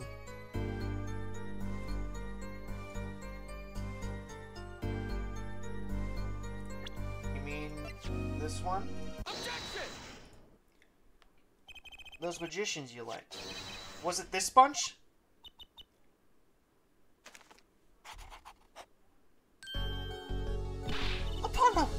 not a bunch!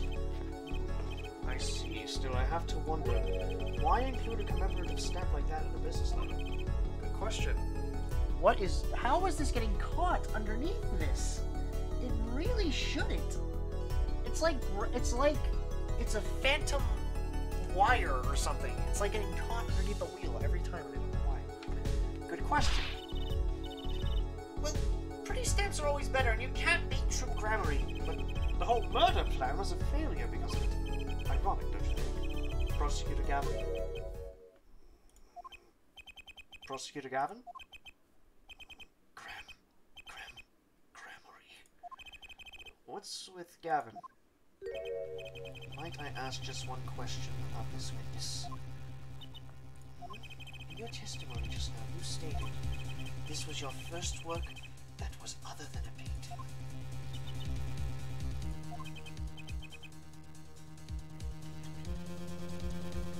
Please, tell me, what exactly did you make?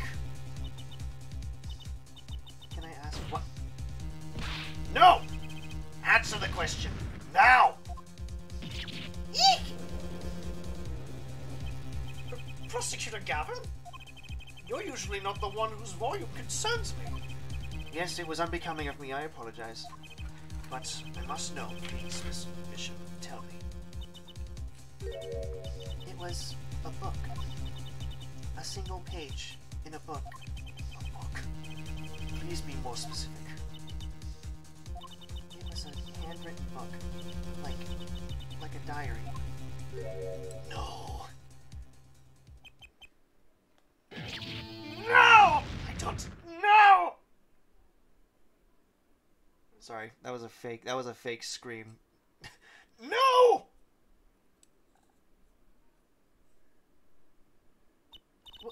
What's wrong with Prosecutor Gavin? He looks like he just saw a ghost. Miss Misham, this book. Was there a picture of a silk hat on the back cover? Yes or no? How did you know? Objection! Prosecutor Gavin, the defendant is answering all of your questions. Stop badgering her. He's told you nothing, has he? Your soiled, sullied mentor. Nothing! Sullied who? Phoenix Wright. Who else? Daddy? He never told you about the trial 7 years ago? About how he came to lose his attorney's badge? It was a certain piece of evidence that decided his fate, you know. A certain diary. On the back, it bore the mark of a silk hat. What? Phoenix Wright tossed out of the profession by a false evidence? And the forger who made that evidence is the girl standing right in front of me? Vera, you must tell us. The evidence you made was used in a trial 7 years ago. Who asked Drew Misham, you, to forge that evidence? For all of our sakes, who was it?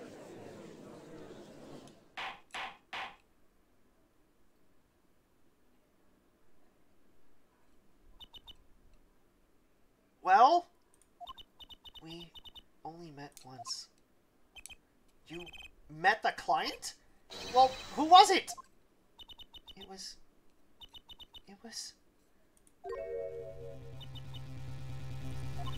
What's going on with Vera? She's staring at Prosecutor Gavin's face again. Yes, what? Is there something about me? I remember clearly. I remember who gave me the book, the diary. Who was it?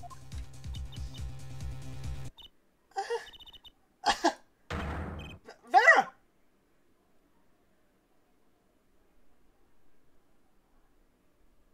The devil.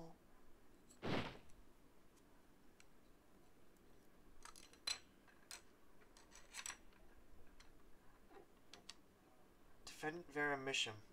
Condition unconscious. Examiner's diagnosis, acute atracinin poisoning.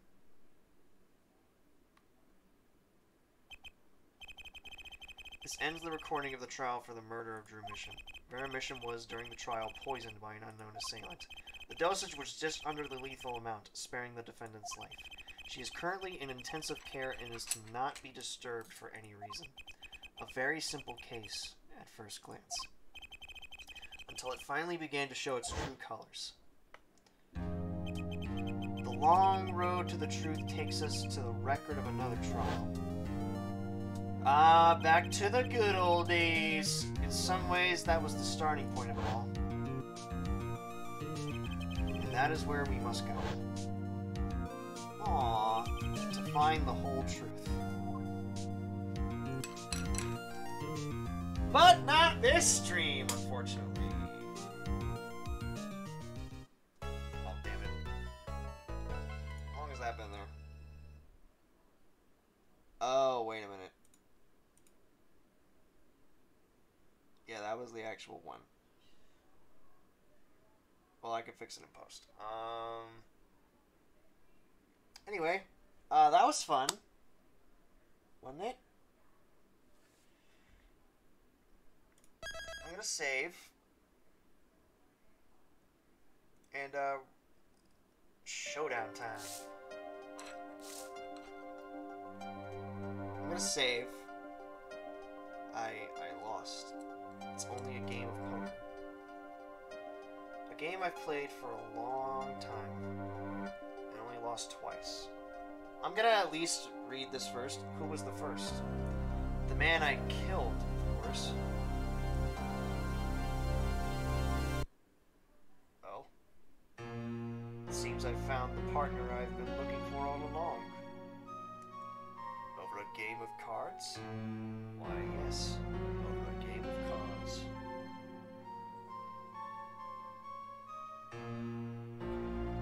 That was how we first met, 7 years ago. 7 years earlier, Phoenix Wright's final trial. Alright. So, yeah, alright. Anyways, that is gonna be it for me. I'm gonna save state as... well, you know what? Here's what I'll do. I'll put it on the webcam for now. That was fun. That was actually really fun. Can't wait to see how it goes, but, save state.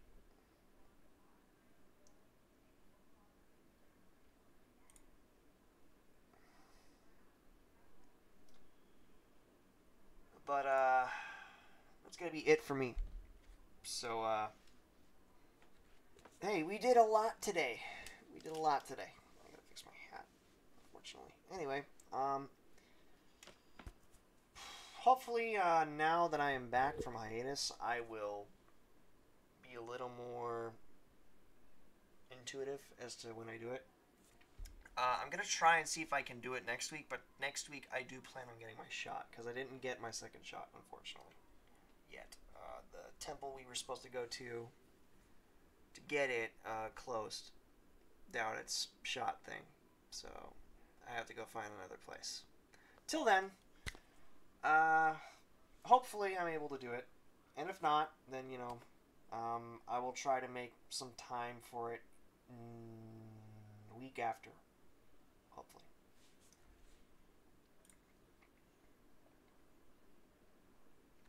But, we'll see. Anywho, you guys have a wonderful day. Afternoon, night, or whatever time it is in your neck of the woods. And, yeah. Phoenix, Ace Attorney's back. Finally. See ya.